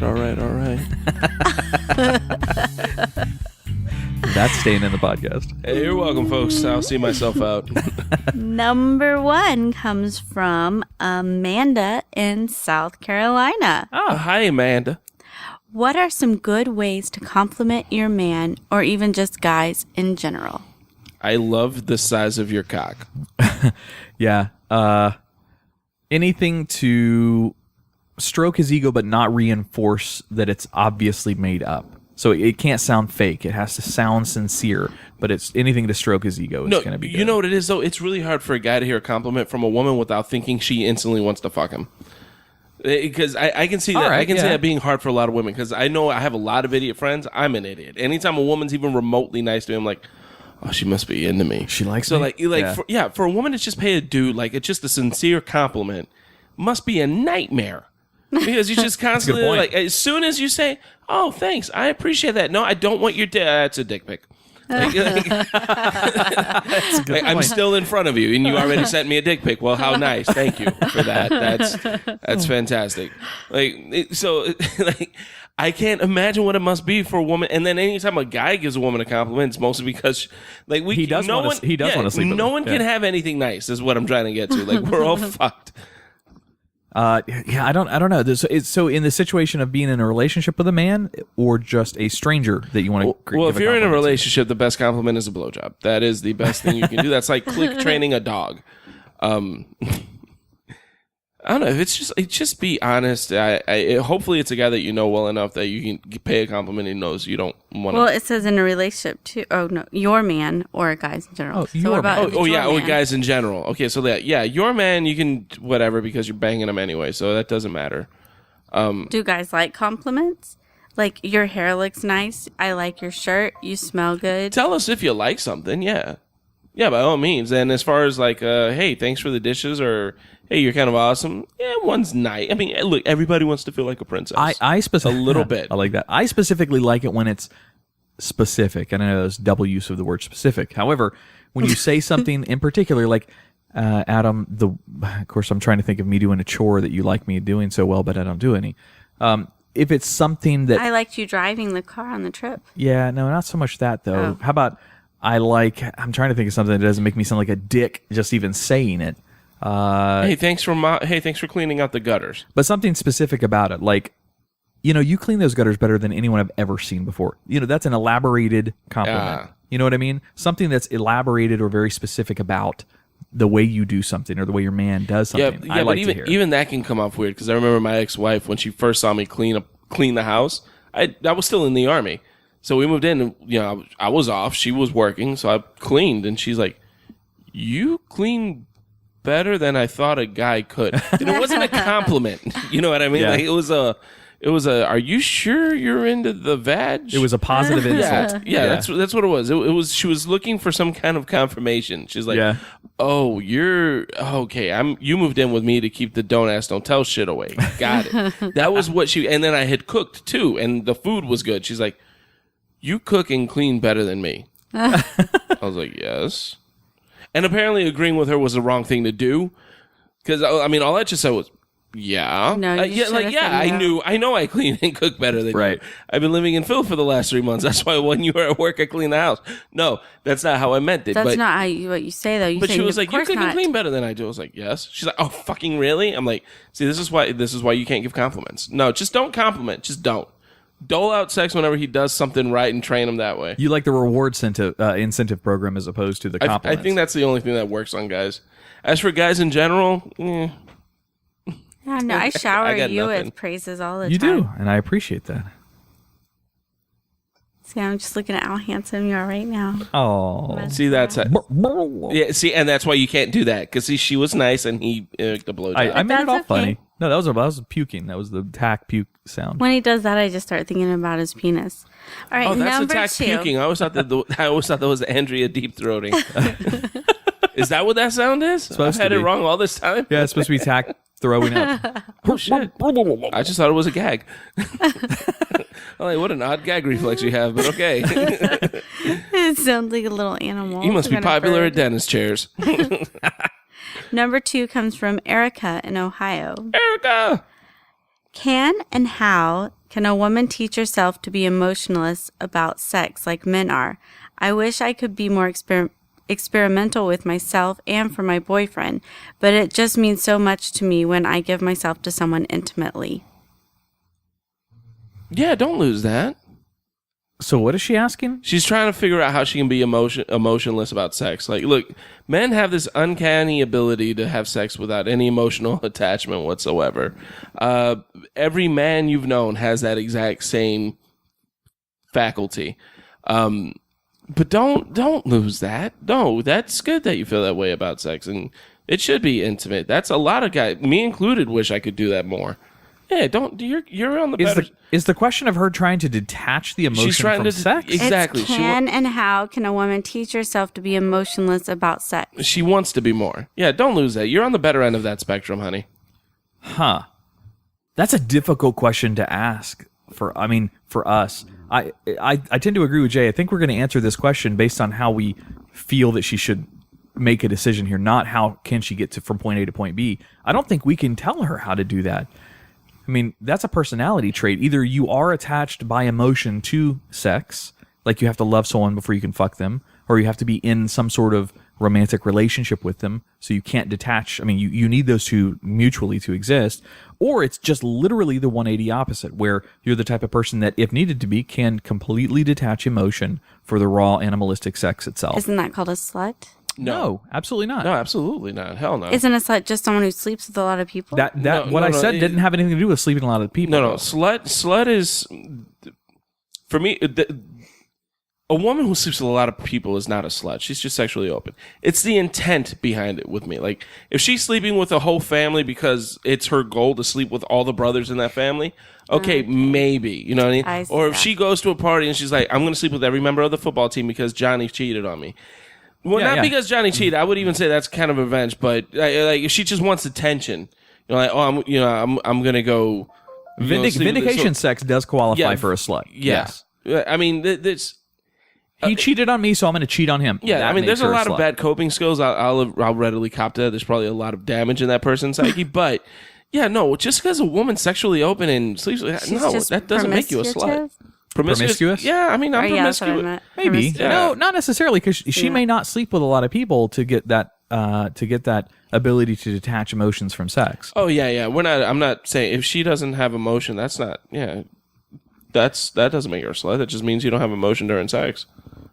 So she should just stay Not true change. to herself. Yeah, be I would herself. not change that. She's on the better end of that. There's a lot of people who can do that who wish they couldn't. And vice versa, I'm sure. Yeah, I'm sure. Well, apparently. Number 3 is Jenny in Florida. Do you want me to have Tach on the phone for any of these? No. Okay, sorry. Start number 3 again. All right, number 3 is Jenny in Florida. Jenny. If you're in the mood for sex, what's the best way to let your man know? What are some little tips that would get him instantly in the mood? Initiate sex by inserting his little tip into your mouth. Little tips? She's got 2 of them already. I'm just saying. This is case by case. Maybe she had a mastectomy. this is case by case, and it also depends on what's going on in his life at the time. So lingerie, putting forth an effort of some kind is important. So to me, lingerie is great. fun foreplay, so something out of the ordinary, something unique and original, like they sell those little dice games you could play, or something that makes it fun. Or massages always do the trick. So start off with a sensual massage and then just move right into the sex stuff. I feel like a sensual massage works more coming from the guy. That's like, oh, he's at my shoulder blades, he's at the small of my back, and there's a dick inside me. Like that's the guy just falls asleep. If you massage the guy, he just goes to sleep. What was your order there? Shoulder blades, small of the back, dicks in. Small of the back, and there's a penis. I like that because that is pretty much the prescription for sex. That's what it takes to get there. Where the ingredients needed: shoulder blades, small of back, sex is on. Yep, I like that. That's great. No, for a woman, but for a woman to tell the guy, because Andrea's dead on. If she gives that, she gives a dude a massage, she's gonna knock the fuck out. So if she gives it, he's gonna be out. She's not gonna get any. Yeah, no, depends on what you're massaging. I'm more of a direct approach. If I know Lorraine's listening to this. Get it, girl. No, baby. If you're ever feeling frisky, just come up to me and say, you meet me in the bedroom, like now. Like stop what you're doing. Meet me in the bedroom. Be naked when I get there. What if you're not in the mood though? How would she get you into the mood?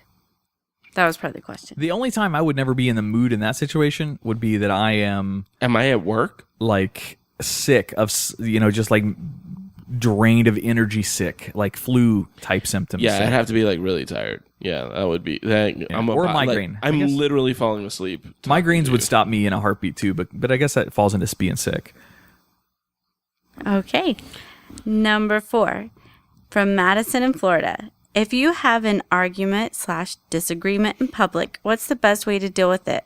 What about if you're around family, friends?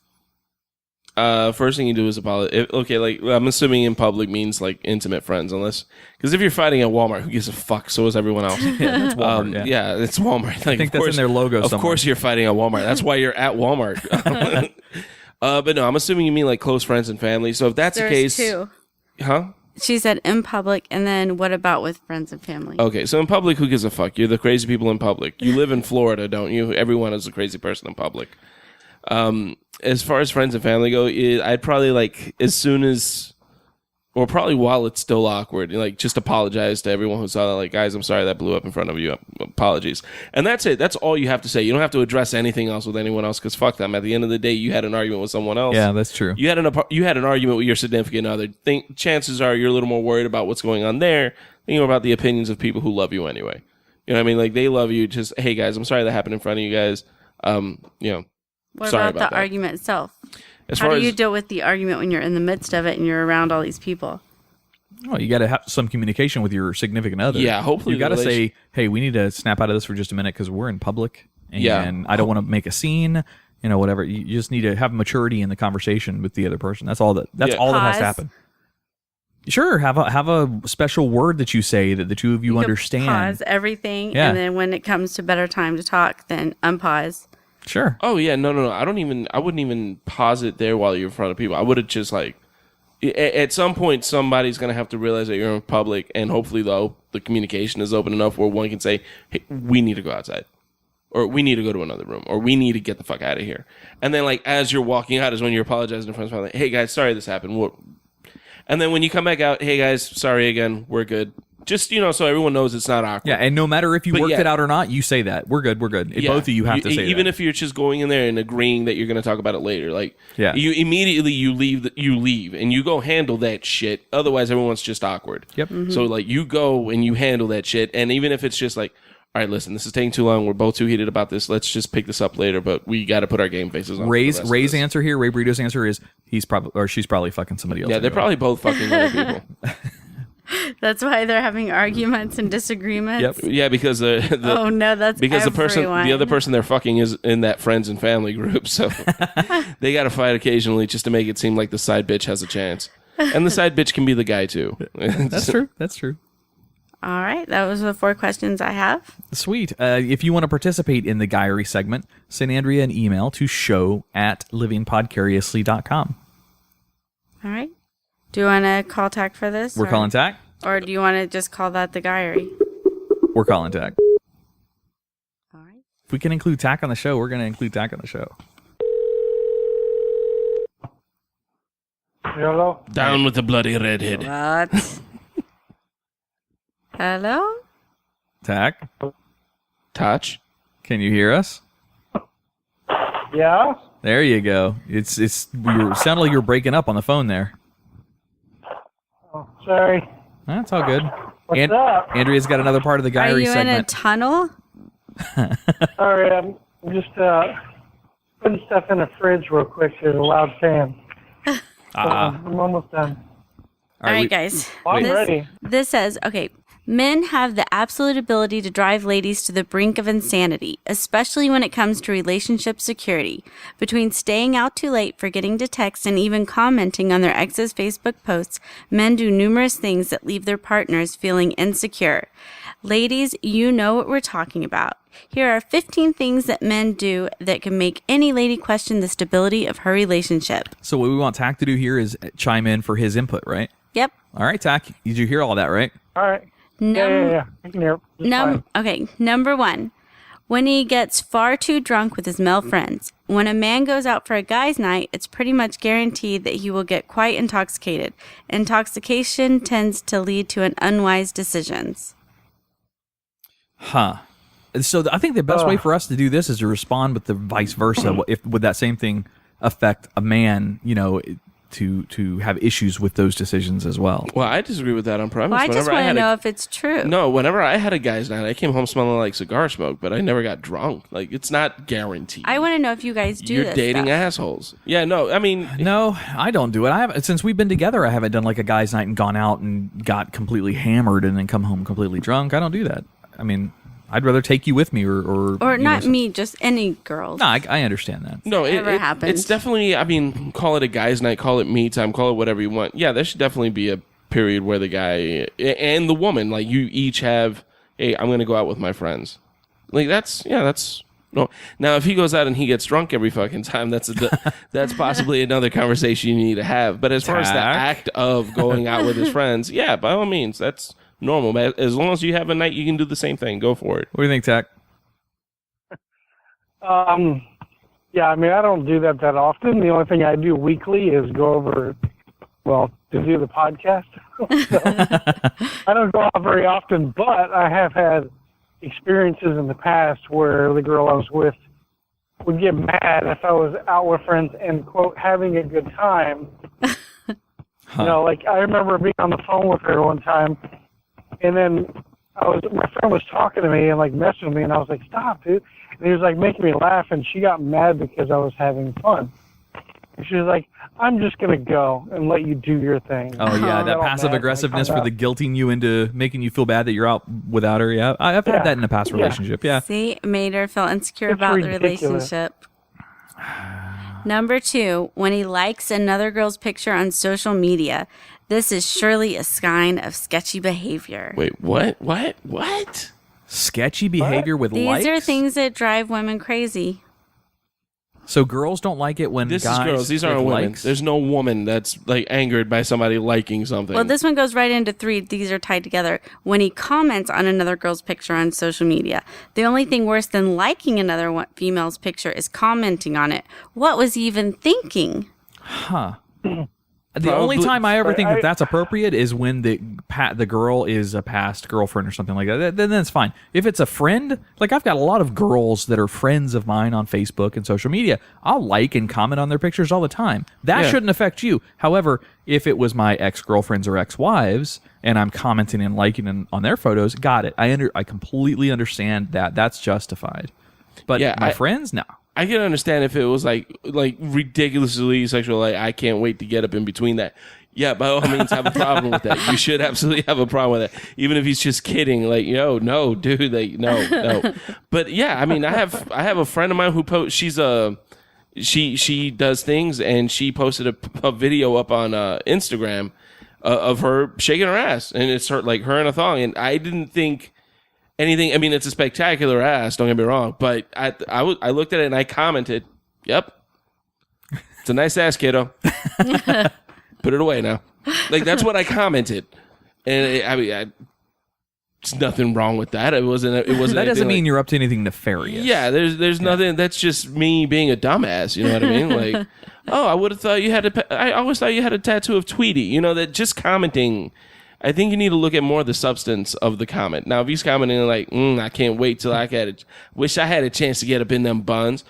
Yeah, then you should you should absolutely have a problem with it. And now from our action reporter, the effeminate male, Tach. I forgot Tach was here. Oh, thanks. Sorry, dude. No, it's you're not in front of me, dude. I miss you. I got you. So, yeah, I agree with you guys. Like, I think I've never just commented or liked a picture, or if I do, it's probably because maybe a friend of mine, a girl, has like been feeling down, and so she wants to put up a picture of herself to feel pretty or something. So I might go, okay, like, it all depends on circumstances. Like, I'm not going to go liking a picture of some chicks in a bikini, like bending over or something. I'm going to go, ooh, yeah, hell yeah, hit me up, whatever.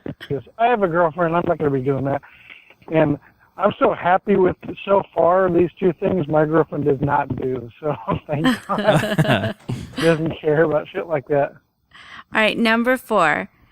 When he texts someone all day. When a man texts all day long and you don't know who he's texting, insecurity is bound to ensue.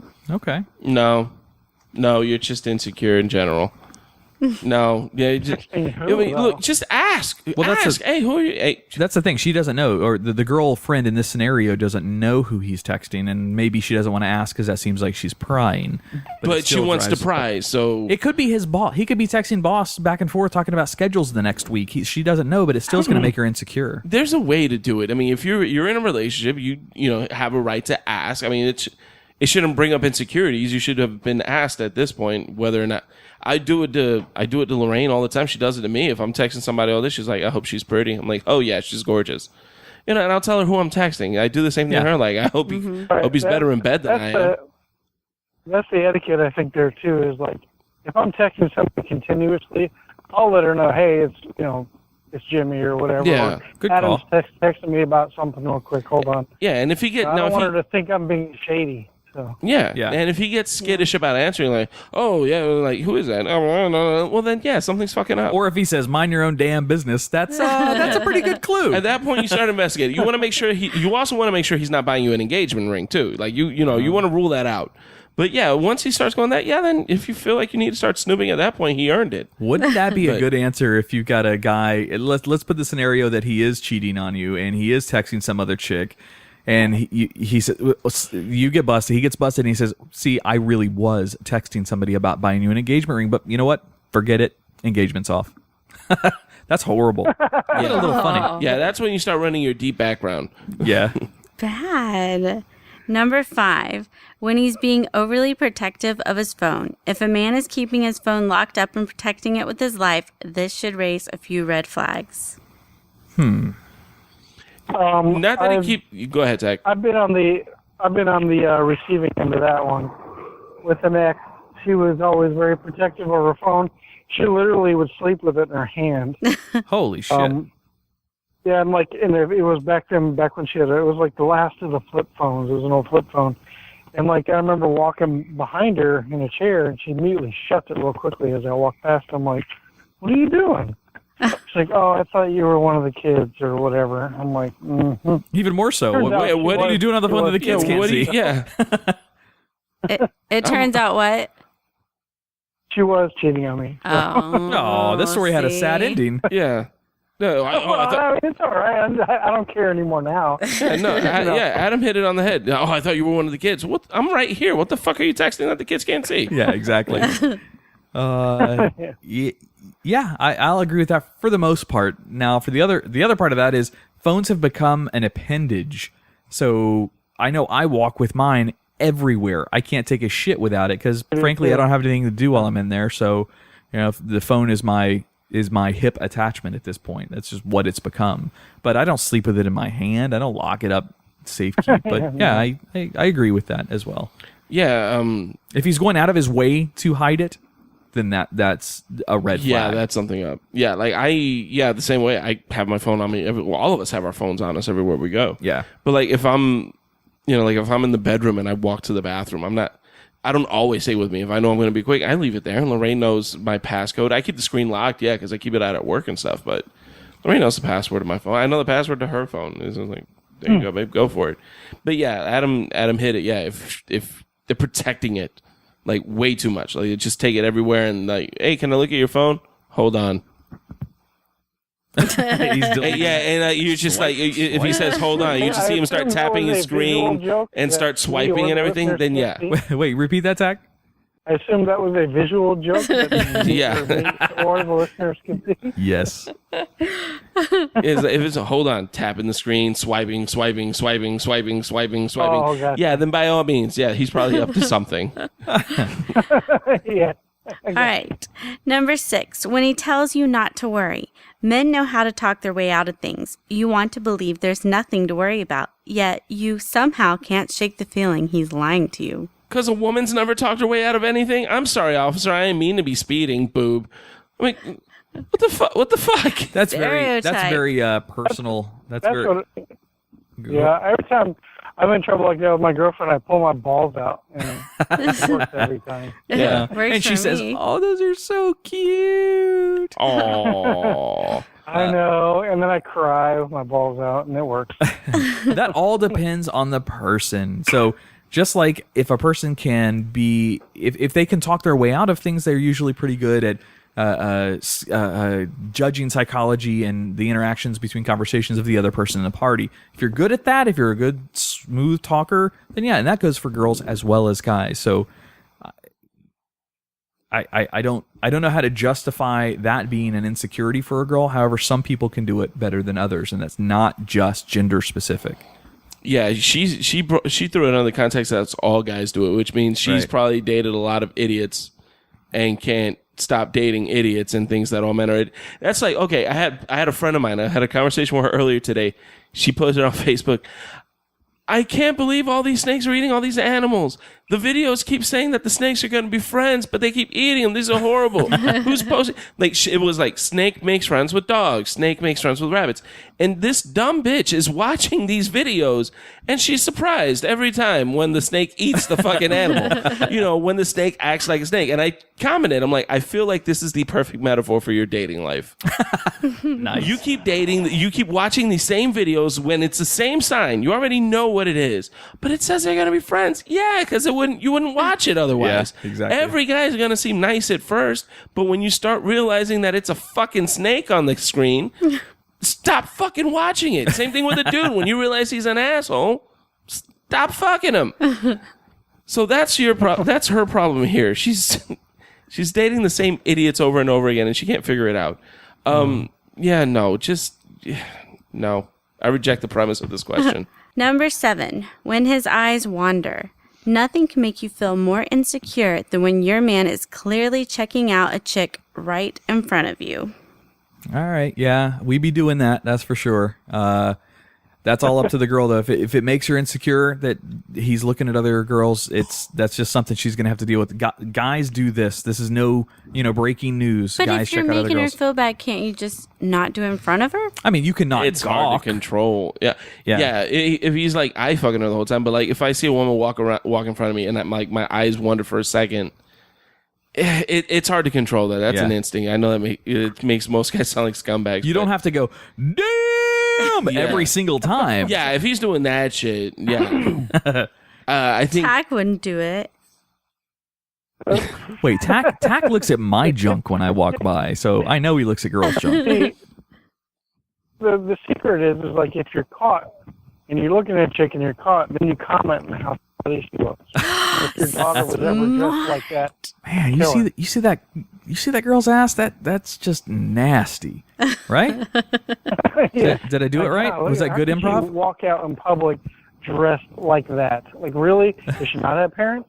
Does my daughter look like that? Ooh, Tach, that's smart. That buys you more time to comment while you're looking. I like it. I think this is handled. I mean, but just look at her. Just look at her, though. I gotta take a picture and share this with my friends.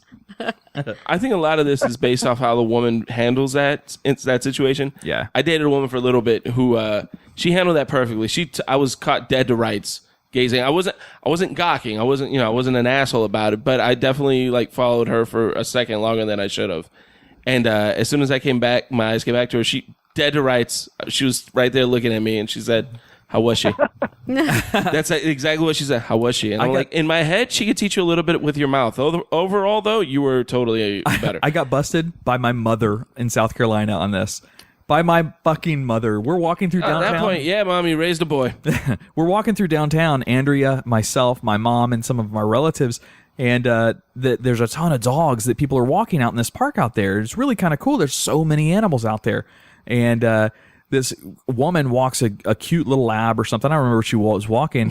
And I wasn't looking at the dog. My mom literally in front of everybody says, "Adam, stop looking at her puppies." As this woman's walking by, I'm like, oh. No, but that's how, when it's the mom, you can throw that right back. And I'm like, you raised me. I should have thrown it back. Yeah. Right that. But, no, she handled that perfectly. It was like, how was she?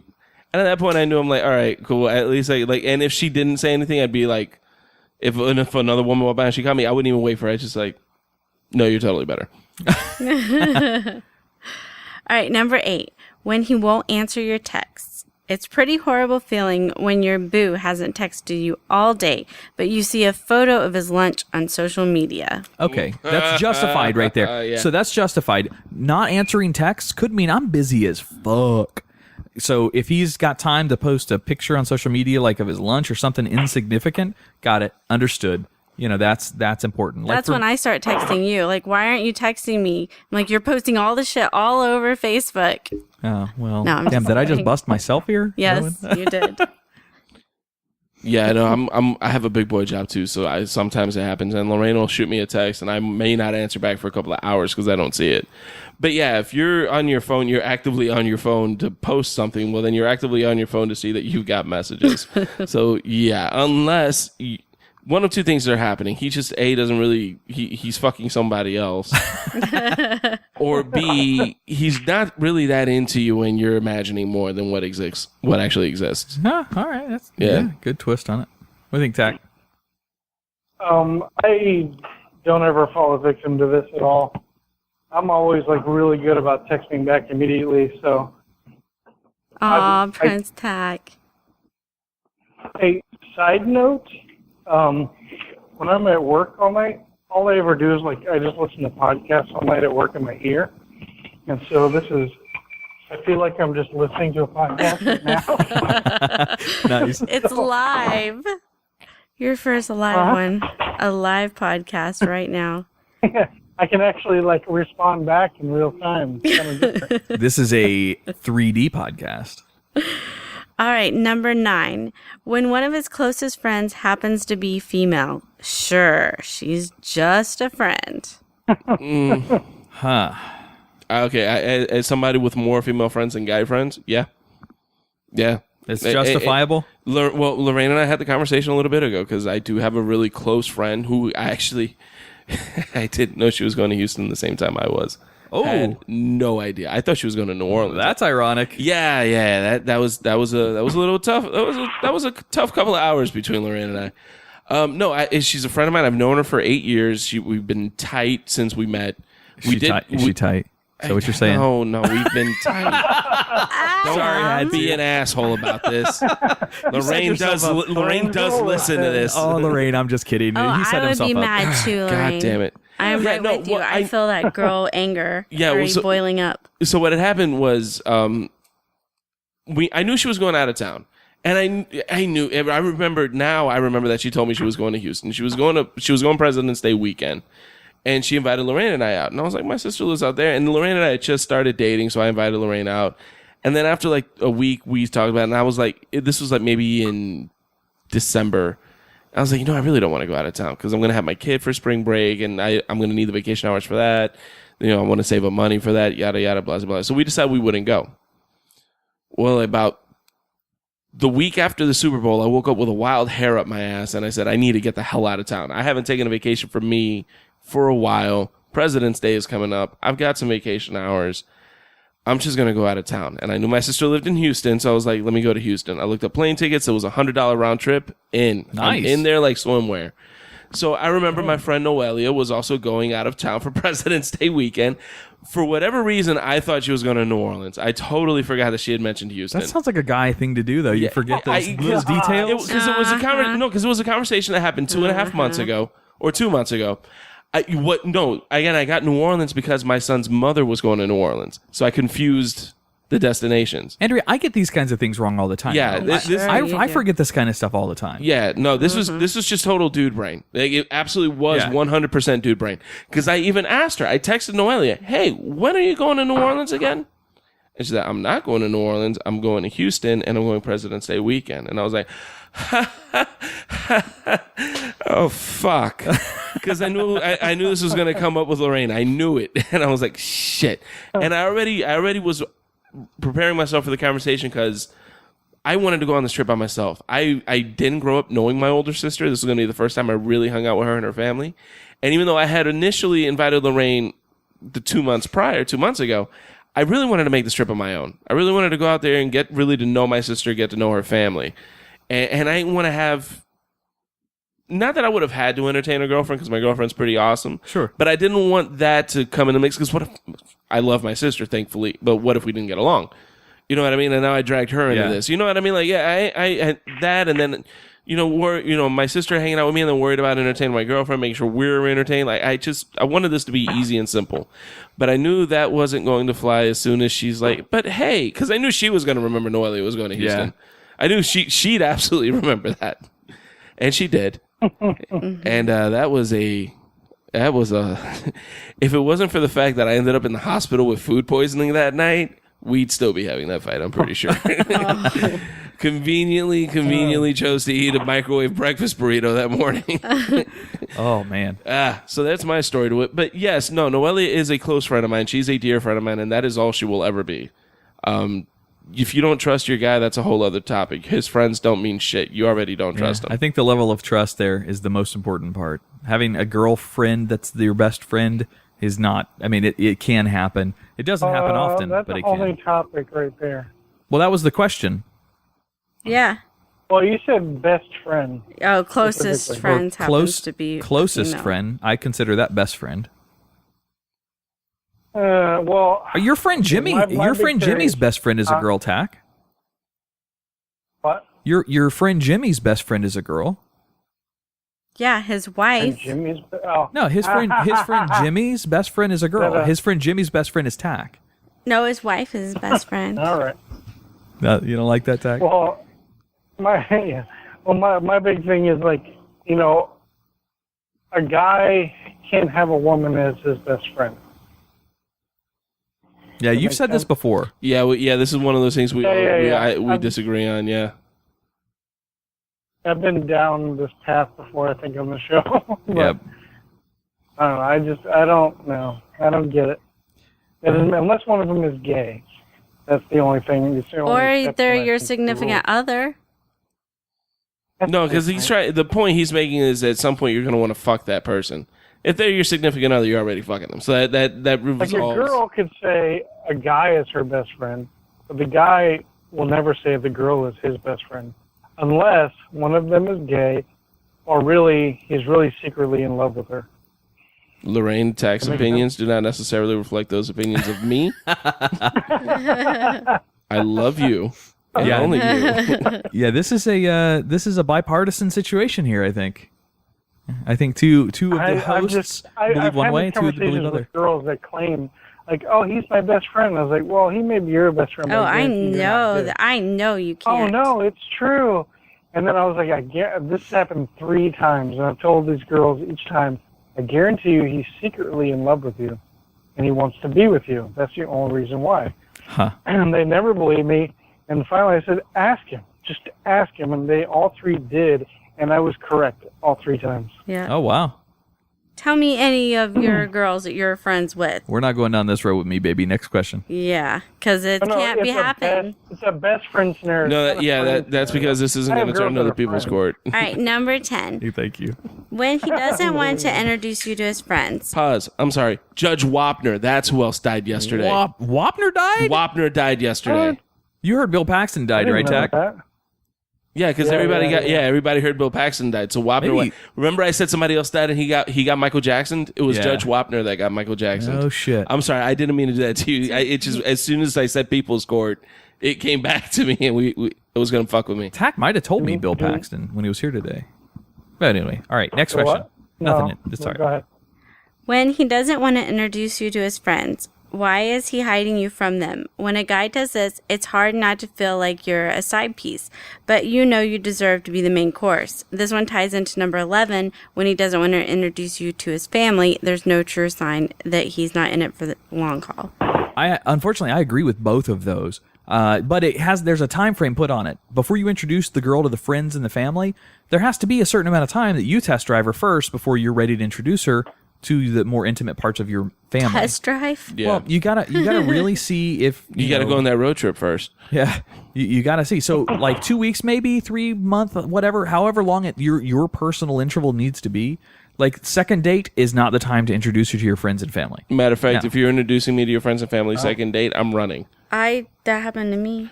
Well, you two are a different situation. I got you to sleep with me the first night. Not fuck, but just sleep in bed with me the very first night.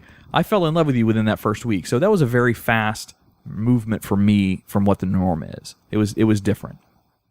Oh, I'm special. Good job. You are special. I looked over there because Tach's usually there, and he says, "Aw, with me." Yeah, no, I'm going to sit here and look at, oh, yeah, you're unique just like everybody else. Yeah, no, that, yeah, there's a time frame there. Like, Lorraine and I are another weird one. We both met her. Well, I met her family before we started dating, so I already knew her family. She met my family when we were probably a couple of weeks in. No. It was a little over a month. Yeah, see, that's a good time frame. Yeah, well, it was still a little soon but the thing is, my family's so spread out, it's very rare that we all get together. So I figured, hey, come meet everybody while they're here. My mother wants to introduce Andrea to all of my family. In fact, that's what this weekend really was. It wasn't about getting me back up for seeing my aunts, uncles, and whatever. Mm-hmm. It was about her being able to brag and to say, "This is Adam's new girlfriend, Andrea." That's what that was. She's not black. You know, there's a funny off podcast story about that. Yeah, because it's North Carolina. Yeah. I know. All right, is that all for that? Yeah. All right, number 12. Tach sounds like he's eating Doritos. That's cleaning the Doritos. When he has a history of infidelity, as the saying goes, once a cheater, always a cheater. When he has a history of infidelity. Yes. A history. That means more than a fuck up in the past. All right. Or does it? Because then it says, as the saying goes, once a cheater, always a cheater. I disagree with once a cheater, always a cheater.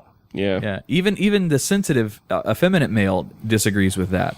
I'm just kidding, Tach. We won't label you that forever. I agree with the history of infidelity. I was an asshole. I've done horrible things to women, but yeah, no, I wouldn't. You live, you learn.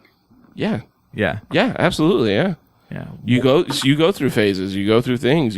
Hopefully you learn. Past indiscretions do not set the tone for how you're going to live the rest of your life. That just doesn't. I can't picture myself ever doing better than the person I'm with now. Aww. Yeah. Tach, that should have got an awe to you too. Oh, Yeah, there you go. Yeah, no, I would never. Yeah, no. Aww. I've learned. All right, number 13. When he talks about other women, a man should try to refrain from talking about other women, especially to his significant other. Huh. I think I guess I need context there. I need to know. When you're talking about other women. Talking about what specifically? I'm thinking specifically? about, like, probably good things about them. In general. Well, if I'm bragging... talking about other women, right? Anything that trumps the person that you're talking to, you should refrain from that. I mean, I'm not going to talk about what page of the Kama Sutra what chapter of Kama Sutra we got to. Yeah, I'm not talking about that, but I mean, I've spoken about past relationships, or she's talked about past. Yeah, but we don't necessarily talk about past relationships in this context. There, she's talking in general about women in general. Yeah, I don't think that should matter. If it's like talking about Stacy did this, funny today, or Stacy did that, or I'm thinking Is that what you mean? Like, sexually. I'm thinking continuously their talking about a body girl? sexually or Yeah, something see, like that. that's how Oh, yeah. men's minds and women's minds work here. That's differently. Just talking about women in general, you immediately assume talking about something sexually attractive about them or whatever.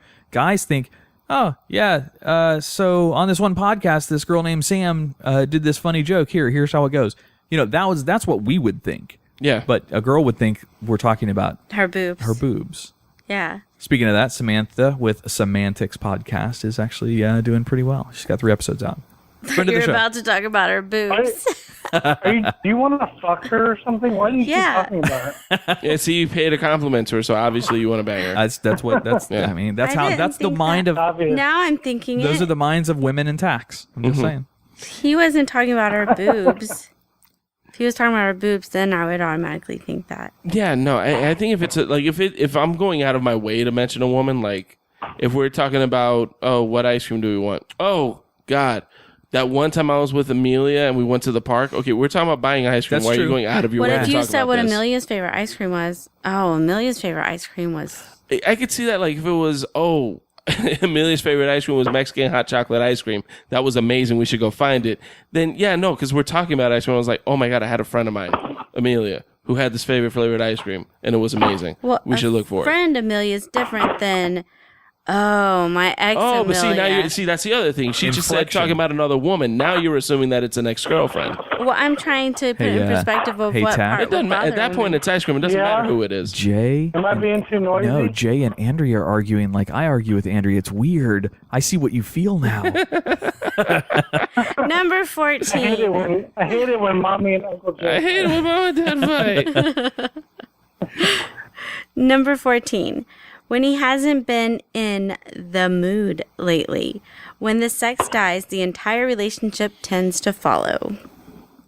You're putting way too much weight on sex in your relationship, and it's probably not the best one in the world. Or hang on, we have a friend. I will not say their name because it's very, very sensitive. Who claimed they hadn't had sex with their husband in 4 months.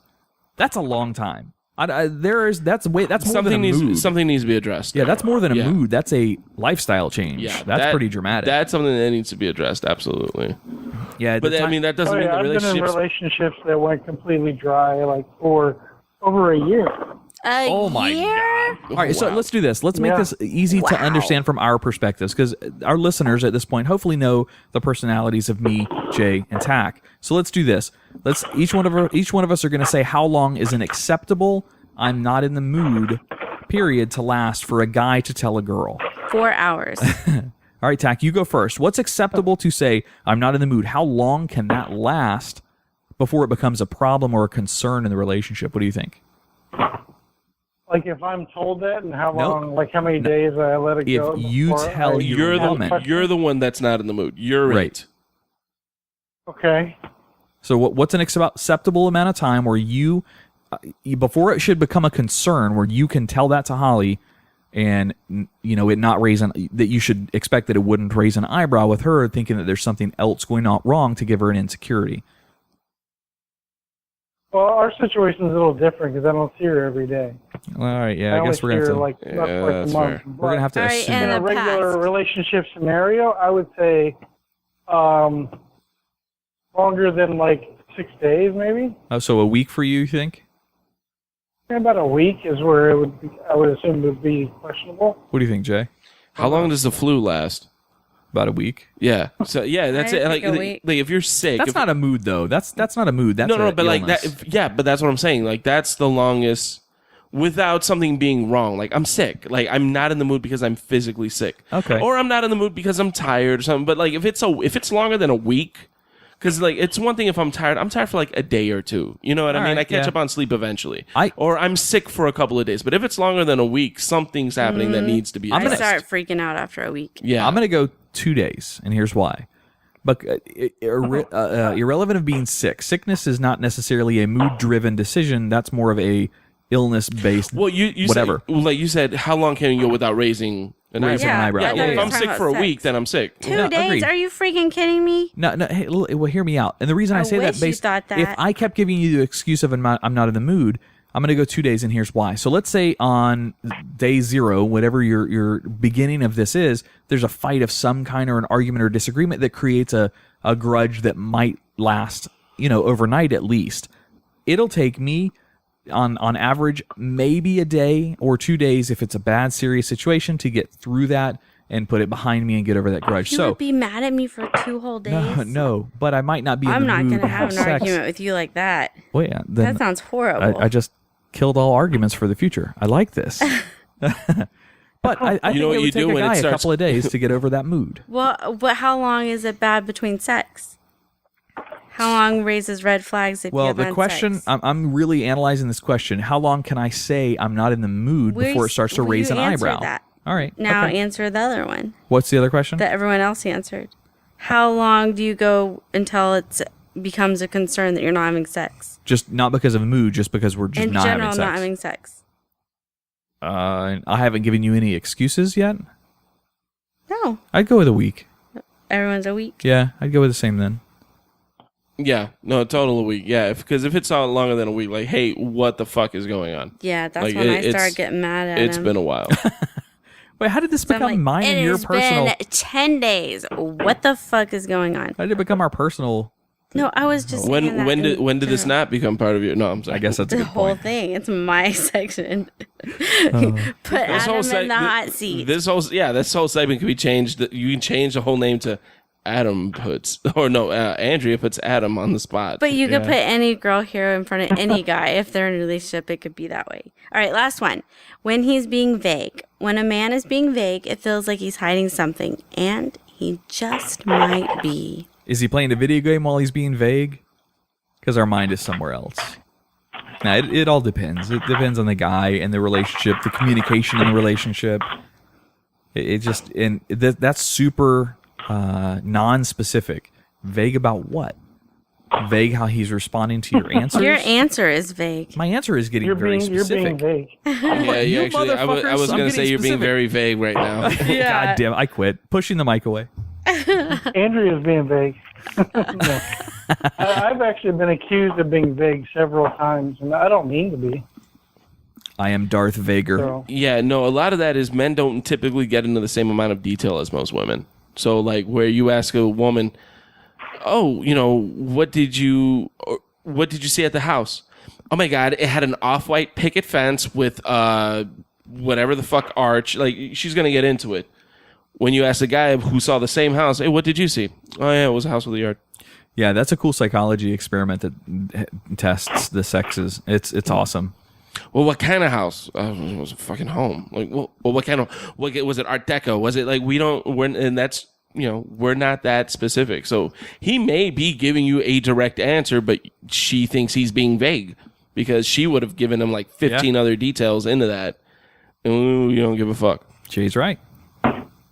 Now, if it's like, who's that friend? Who's your friend? No, from work. Is she a girl?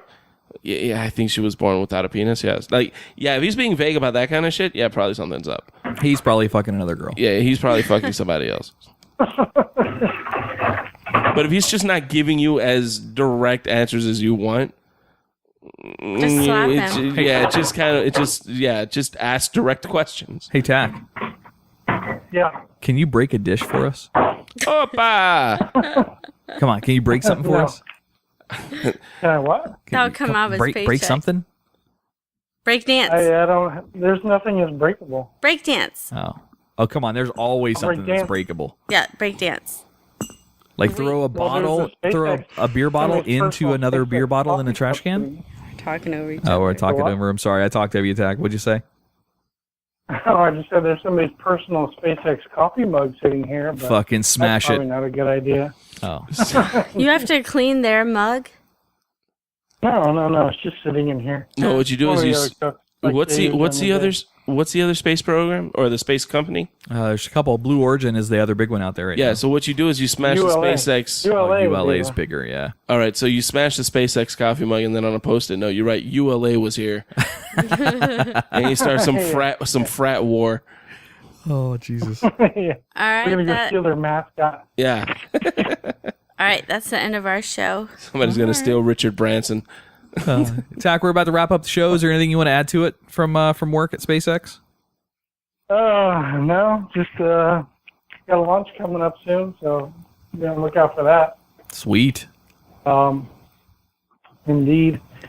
No, that's it. Appreciate you guys including me, even though you didn't allow me to be there today. Allow you? I don't want to hear it. On the Twisted 10. That was the man that didn't allow you to be here. The boss man. And Adam was just like, so we have a celebrity coming in today, and since you get fangirly, it's probably better if you just don't come. This was the one episode that Jay had more of a boner than I did. Yeah. Dan Cummins makes me moist in so many different He walked places. into the studio, and I was doing a video and mic test with Dan ahead of time. And this is the time that Jay showed up at the house, I don't know, about 7 o'clock at night. And he walks in, and he sees Dan's mug on the screen. He sees that I've got the big screen in here, and he sees Dan's. That's where I've got Skype hooked up to. And he sees Dan. He's like, "You really fucking got Dan. I expected this to be a catfish or something." Yeah. No, I thought we were just gonna get some like little kid whose name is legitimately Dan Cummins. I'm like, yeah, of course my name's Dan Cummins. Yeah, why would this be weird?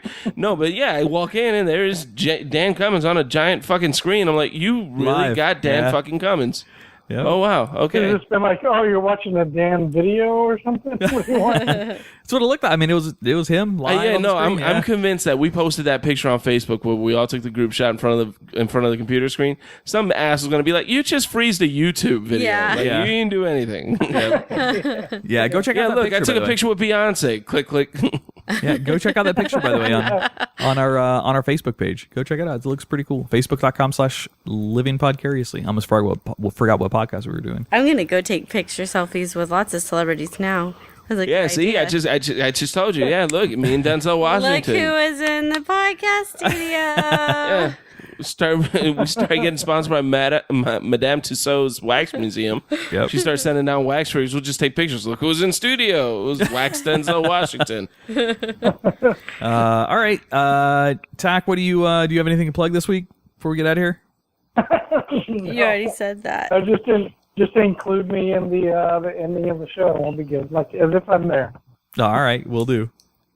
Well, we'll get there in a minute. Jay, you got anywhere you're going to be? I'm not going to be anywhere for the next little bit, though, but I am going to be at Gregory's Comedy Club March 23rd to the 25th. It's a month out, yeah. Yeah, it's still pretty far out. I really did plan on being on Houston a little.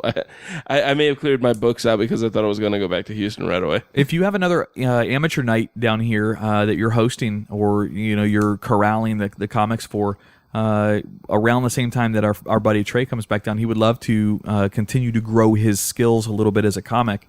So an open mic night or something like that you might be going to, let him know.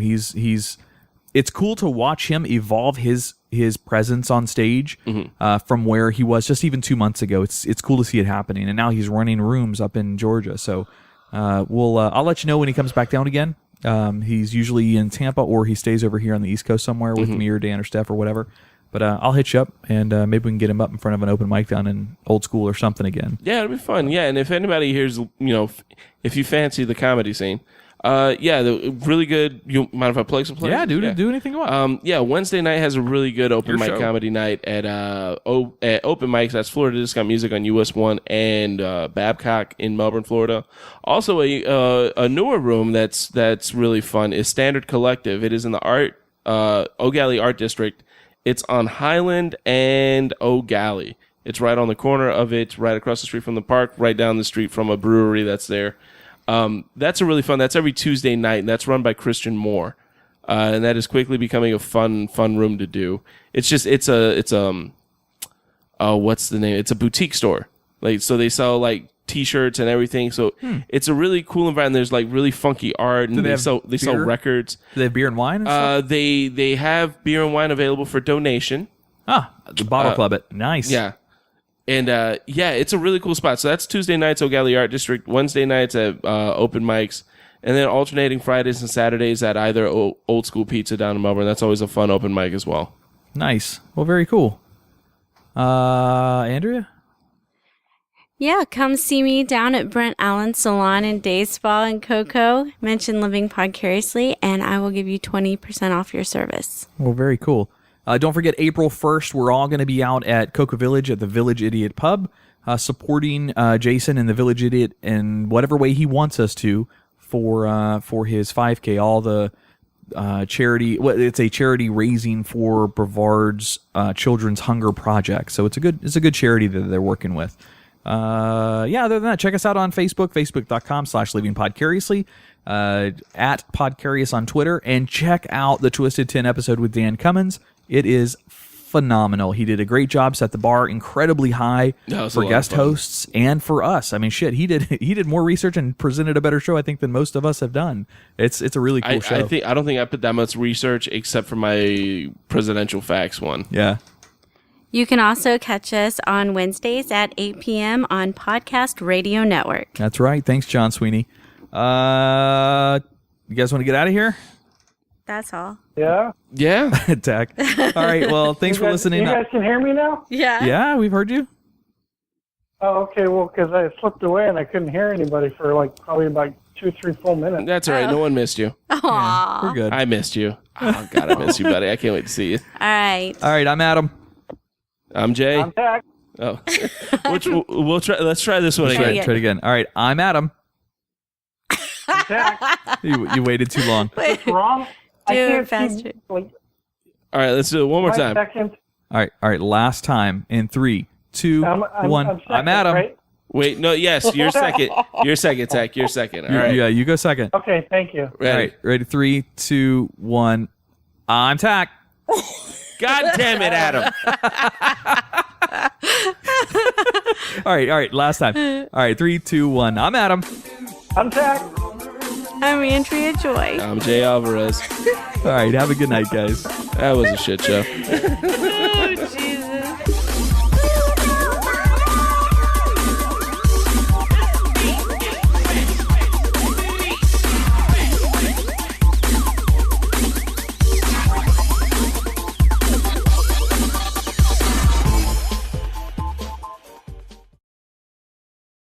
Visit them at 4 Harrison Street, Suite 103, Cocoa, Florida, or Village Idiot Pub on Facebook. And don't forget, they are a dog-friendly location, so bring your friends, family, and fur babies.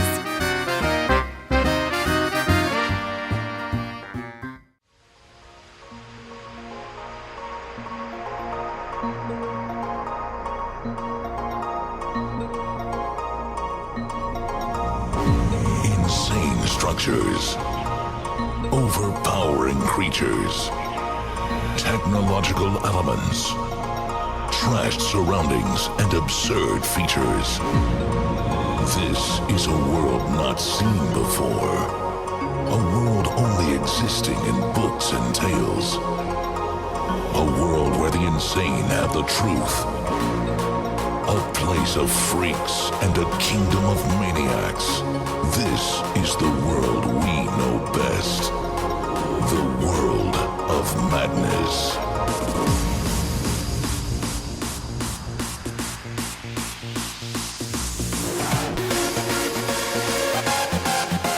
And welcome back to Living Podcariously. You were listening during this break. So we asked for anyone who has local music or some talent in Central Florida area to let us know, because we love to play stuff from all walks of life. And that was a little hardstyle by DJ Addx, ADDX. I had to look at it again. Don't laugh during that. Let me redo that one.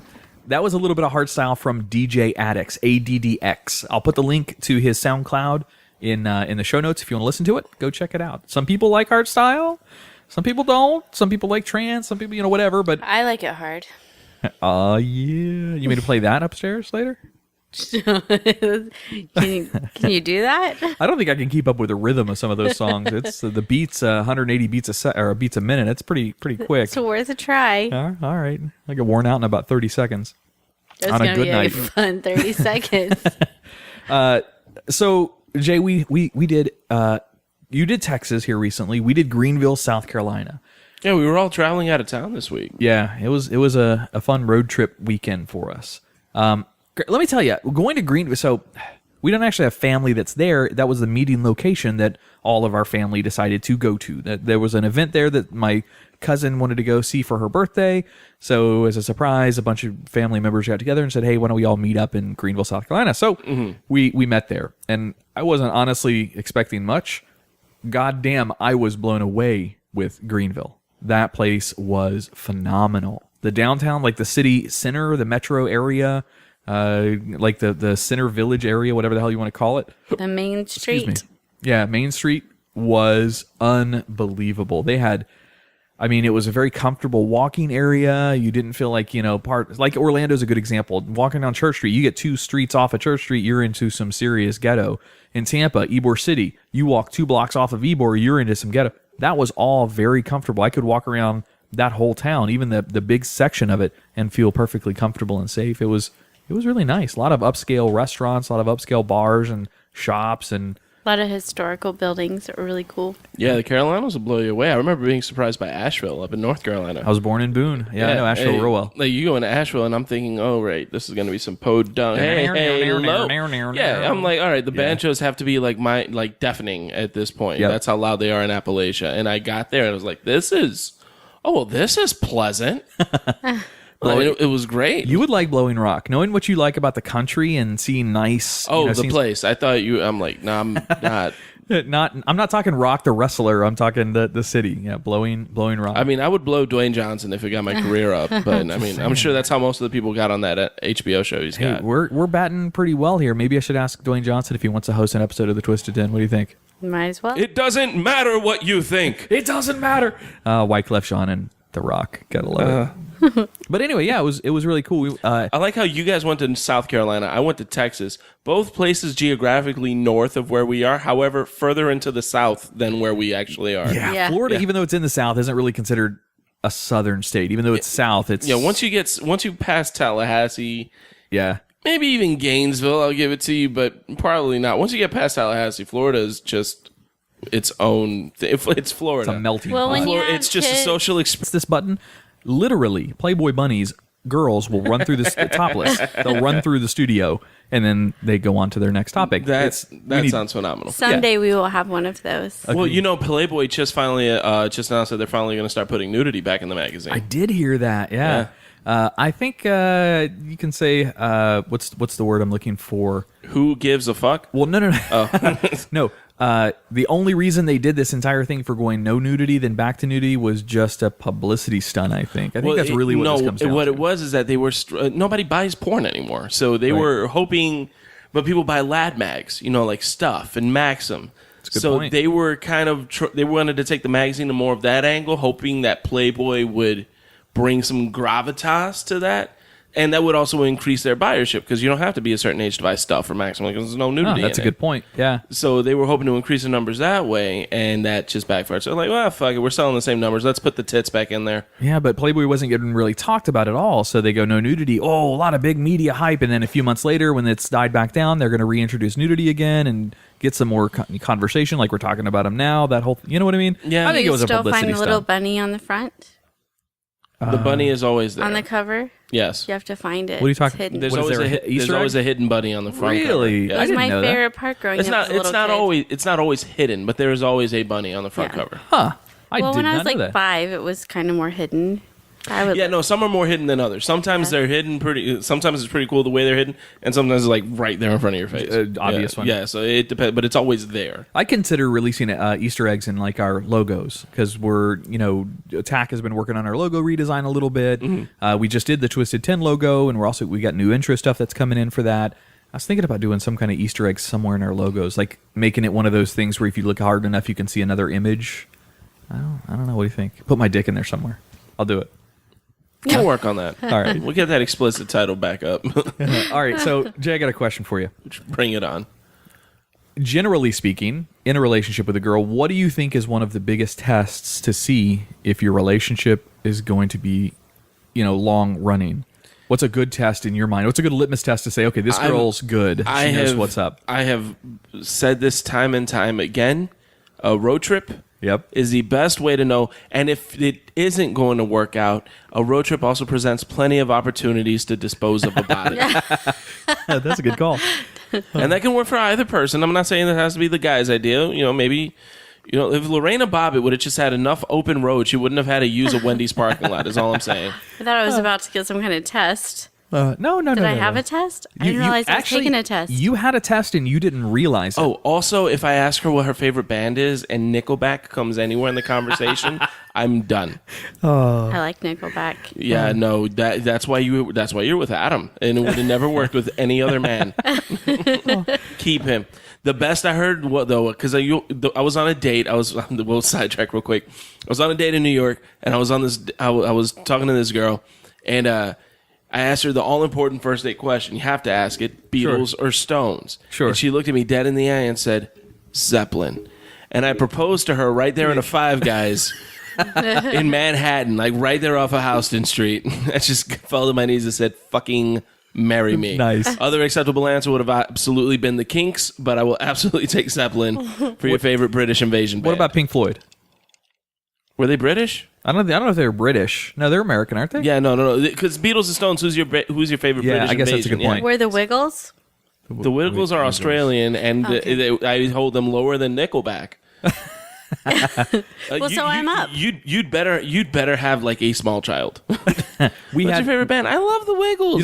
If you listen to the last episode, the one where we did live recording up at Village Idiot Pub, we interviewed randomly, not the Wiggles, but we interviewed Roger Waters from Pink Floyd. He showed up in the he lives around here apparently. That doesn't surprise me. It's Florida, but it wasn't really him. It was just some old drunk that claimed to be this guy. Jason, the owner of Village Idiot, comes over to us later and he goes, he tells everybody that's not really who that is. But we interviewed him anyway, and I put it on the fucking title. I'm like, hey, maybe we interviewed him. That's crazy. But anyway, no, Andrea, yes, you had a test, and you passed with flying colors. I did? Yes, you did. So we took a road trip to South Carolina. Granted, not that long of a road trip, but it's still 8 hours of driving in the car. You know what I mean? It's still a long... That's daunting. One way. Yeah. One way. Adam, how would you like to turn into an idiot? I'm not sure I follow. For our new sponsor, Village Idiot Pub, the 5K. Oh, yeah. Village Idiot Pub in historic Cocoa Village is holding an event for the Children's Hunger Project called The Village Has Lost Its Idiot Again. The run is a 5K held right in front of Village Idiot Pub on Harrison Street in Cocoa. It's an event to raise money and awareness for the Children's Hunger Project. While you can run, you don't have to. You can walk, skip, or drink your way to the end. So bust out those costumes, bedazzlers, and sequins and get creative, as there will be awards for the best dressed fool or idiot. The theme is Masquerade Ball. Also, you've heard them on Living Podcariously do a performance, as well as guesting on the Twisted 10. Our friends of the podcasts, Hot Pink, will be performing for the Village Idiot at 7 p.m. This 5K is not a timed event. It's a fun run. It's really about having fun and raising some money for the Children's Hunger Project. Village Idiot Pub has over 30 beers on tap, including ciders as well as Hefeweizens, my favorite, hundreds of bottle choices, and a great selection of wine. So get your friends together for the run, then enjoy the board games, puzzles, and giant Jenga inside, as well as Hot Pink's performance. Jason and the rest of the staff are awesome and will take excellent care of you. Mention either one of our shows to the staff and get 10% off your tab. You can catch the entire cast from Living Podcariously as well as the Twisted 10 there on April 1st for this run. I'm thinking we should set up mics and let our listeners and the people at Village Idiot add some commentary. Ooh, that could be dangerous. The Village Idiot Run will be on April 1st, directly in front of the Village Idiot Pub on Harrison Street in Cocoa, directly across from the big park. Visit Village Idiot Pub on Facebook for full event details.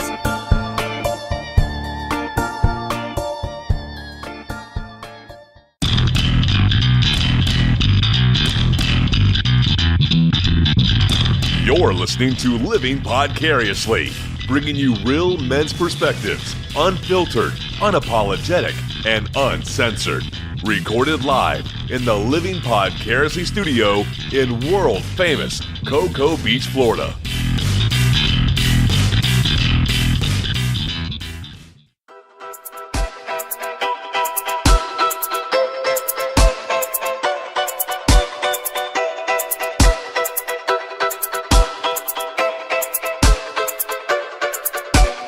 And welcome to another episode of Living Podcariously. We took a week off, just so you know, so there was no episode last week, but we had SpaceX launches and all sorts of stuff that came up and got in the way of it. So sorry about missing last week. Last Monday was my birthday. And Andrea's birthday. There you go. You didn't let me finish. I was gonna say that. Okay, start over. All right. My name's Adam. I'm one of the hosts. Sitting in the Lady Chase. I'm Andrea Joy. And sitting in Tach's seat, filling the big shoes. This is Jay Alvarez, and this seat is comfy. Me and Tach may have to fight for this. That's why I always sit in there when he's gone. That's my daytime seat. I'm gonna have to fight the ginger bear. You just got to get here before him. Yeah, damn right. Tach is out this week. He is actually working up at the Space Center in preparations for something that SpaceX is doing. I don't know if it's top secret. I have no idea, but it's on their schedule. They have a launch coming up, so we may call him a little bit later in the episode, see how he's doing and what he's up to. So this episode should be titled "Listen to Our Other Show" because we just recorded the fucking coolest show that I think we've done on the Twisted 10 so far. Hey. With the exception of your episodes, Okay, my dear. there we That's go. Of course. No, guest host Dan. Hey, Adam, you got some brown shit right Do there I? on your nose. Well, I couldn't get the erection down because of the host of the Twisted 10 this week. So you inserted your nose in her anally. Got it. we're all about sex tonight. I'm just saying, all over the place. Right. Dan Cummins hosted the Twisted 10 this week. So the same day this releases and you're hearing this, you can go check out the Twisted 10 and listen to Dan Cummins' show. Dan Cummins has been on Comedy Central. He's done stand-up. He does another podcast called Time Suck, which is fucking phenomenal. And we Skyped him in and had him on the big screen in here so he could see us and we could see him. And it was fucking phenomenal. So What about the Playboy morning show? Oh, and the Playboy Morning Show. Yeah, I can't leave that out. He has a fucking button on that show when he used to host that where he would literally. So Playboy Morning Show. It's a like a video. It's kind of like a vlog. It's a for paid members of Playboy. You get to see their video morning show. Right. Vlog is just fun to say. He has a button on his desk on his thing in their studio. He hits it, and it's the gratuitous nudity button. As soon as he hits, With two kids. Yeah, that's another good point. Oh, that's how you get DCF involved. Yeah. Children and families. Yeah, real quick. And a dog. Yeah, and Oliver came with us as well. And I will say, All of you Andrea survived. Andrea passed that little test. And granted, I think you probably had a test for me, but didn't really know what was going on. Andrea passed my test with flying colors. I've been on many road trips with many girls, and it will bring out the arguments or the bickerness or something really fast. So I drove the whole way. We got a nice rental, and because neither one of our cars would fucking make it there and back. Got a nice rental, and I'm driving the entire way. I did the man's job of driving the car. Granted, I didn't want to. I wanted to sleep in the passenger seat, but I didn't. I drove the whole way. It was sleeping allowed. Andrea was not only a perfect co-pilot and navigator, she was a good corraller of the children, like playing games with them, doing those kinds of things, keeping them entertained, short of them having their electronic devices in front of them. When you're going up north, when you get to each state, like Georgia, you see a palm tree, 10 points. South Carolina, 30 points. Oh, I always tree. played the ABCs on license plates. Yeah, but Yeah. you did that, but the car was too big, so we couldn't all see. She does that ABC game with road signs, like billboards and shit. Yeah. So you'll look for the letters in the I'm billboards. surprised you get tired of all my silly songs I sing, too. No, she did sing songs. I love your singing, though. So she also did a really good job of keeping me entertained and fed the whole way. So and she gave you roadhead during the entire trip. I wish, but We the had kids were kids. there. Trust me, that was... I did give him a stress ball. Yeah, she whipped out a tit every once in a while when the kids were asleep. When he job. would start getting angry, be like, "Ah!" I'd be like, "Here you go." I will say the worst drivers in that trip were here in Florida. They were not in Georgia or South Carolina. It was the here in worst. Florida. Yeah, this is driving hell. Yeah, it was I brutal. actually, with that stress ball you talked about when I was driving an 18-wheeler, because you're so much higher up, you see a lot more stuff. Yeah. You're at a different angle. You'd be surprised how much sex you see on the highways. Really? Oh, yeah.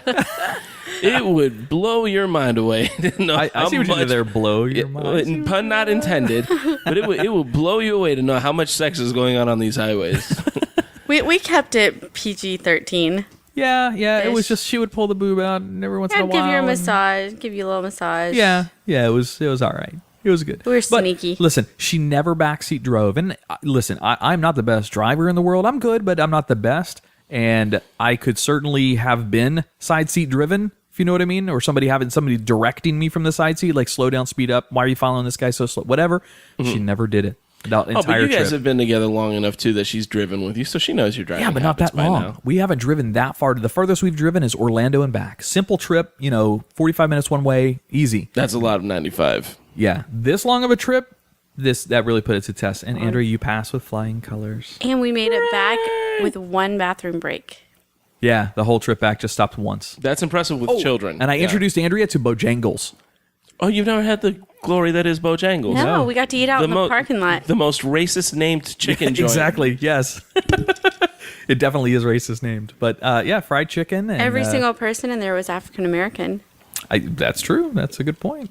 No, we have it's my favorite place. It's in Miami. It's a small joint. It's Uncle Tom's Barbecue. Oh. And I'm sitting there. I remember looking at it. I'm like, there's some Cuban dude running that place that has no idea what Uncle Tom means. So, hey, I figured we give Tach a call. You guys want to call Tach? Oh, let's fuck. Yeah, let's give him a call. Because I've got our line hooked up in studio now, so we can actually use it for receiving and making some phone calls. So let's call him on the old Skype. Fuck with him. I would love it if the next rocket crashes. It's because we distracted Tach. Hopefully, I'm not calling Dan Cummins again. No, it says Taxel. Taxel. Tosh. Tosh. Toch. Toch. Yeah, hello. What's up? What's up, Toch? Hi, Toch. Toch. Dan Cummins, because you weren't here for that the Twisted 10 episode. You were working, so Dan Cummins says, "How do you say your other guy's name? Is it Toch?" And we said, "Yep, yes, it is. That's exactly how you pronounce it. Way to go." You better not have. Oh yeah. How you doing, buddy? Just busy working. Oh, I guess for legal reasons, I have to say you're live on the air with Living Podcariously now. I guess that's how that works in the state of Florida. You got to let both parties know they're being recorded, huh? Yeah, we are calling you on a recorded line. Yes, I'm aware. So you sending shit up into space right now? Yeah, I'm getting ready to hit the button now. It's getting ready to take off. So yeah, you got all that radio interference for your cell phone out there. Yep. You're breaking up pretty good. Am I? Yeah, we just you are, but it's okay now. We just started recording Living Podcariously. We're still in the first segment. Andrea's got some stuff she wants to ask you a little bit later in the episode. So if you're not too terribly busy, then we'll give you a call back and bring you up live on the show to answer some of these questions. You good with that? Yeah. What time is that going to be? Like about, I don't know, an hour maybe. Hour? So? Yeah, that's fine. Are you going to tell them what it is? Yeah, I'll go over it. It's 15 things men do that make any lady question the stability of her relationship. Really, what it is Andrea doesn't want to be outnumbered by guys on this one, so we need you to even the numbers out. That's exactly right. How did you know? Hilarious. But no, yeah, dude, I'm sorry you missed it, but we had a really, probably the best guest hosted or our main hosted episode of the Twisted 10 with Dan. It was phenomenal. We've got our work cut out for the rest of the duration of this, however long that show lasts. Yeah. Well, can you please tell our listeners to know that I'm not there because you guys banned me from being around celebrities? Because I had to work? You sound like you're like when you're listening to the radio and they go to the traffic guy and it's in the helicopter. They're like, back to Tach in the helicopter. You sound like you're our guy out there in the helicopter. It's taking everything in me to not ask how traffic is on A1A. Yeah. Traffic looks good up here, guys. Or considering where you work, we need to add some beeps and sounds in the background, and you're on the space station right now. We lost the bleeps, the sweeps, and the bleeps. The what? The blip, blip, blip. Well, all right, man. So yeah, how's it going? I'm just working it. Are you cooking? Don't you cook stuff? Now, yeah, I did earlier. Now I'm cleaning up and doing dishes. And what did you make for dinner? tonight was pineapple chicken with coconut rice and mixed vegetables. Ooh. Do you have any leftovers? I was gonna say the same thing. We're on your way home, right? All right. It's a lot better than the 7-Eleven frozen pizza. Yeah, the frozen pizza was pretty good. I don't mind that. It wasn't too bad. All right, brother. Well, we'll let you go. I know you're working. We won't keep you on the phone the whole time, but we'll hit you back up later in the show. An hour will be perfect. All right, Cinderella. Have fun. Hey, check out Twisted 10's Facebook page, Tach, for the picture. We took a picture with Dan Cummins on the big screen. Well, you guys texted it, so I saw it. Oh, that's right. Yeah, I forgot that. You did. You replied. let's text this so Tach feels more like shit. Hey, next week, I know you're out again next week, but we have, I can't even think of a celebrity. Tom Cruise is coming in studio. No, I'm just kidding. Amy Adams. Amy Adams. All right, brother. Have a good night at work. We'll call you back a little bit later. All right, man. All right. See ya. Amy Schumer, that's who you should hit up. Okay. All right. Well, let's take a break in studio. When we come back, Andrea's got some pretty fun MadLibs to play with us in studio. Yeah? Okay. Yeah? You don't want to jump to that one that soon? Okay, I just thought that was a kind of towards it. We can do it. Sure, MadLibs it is. All right, we're going to take a break. We'll be right back.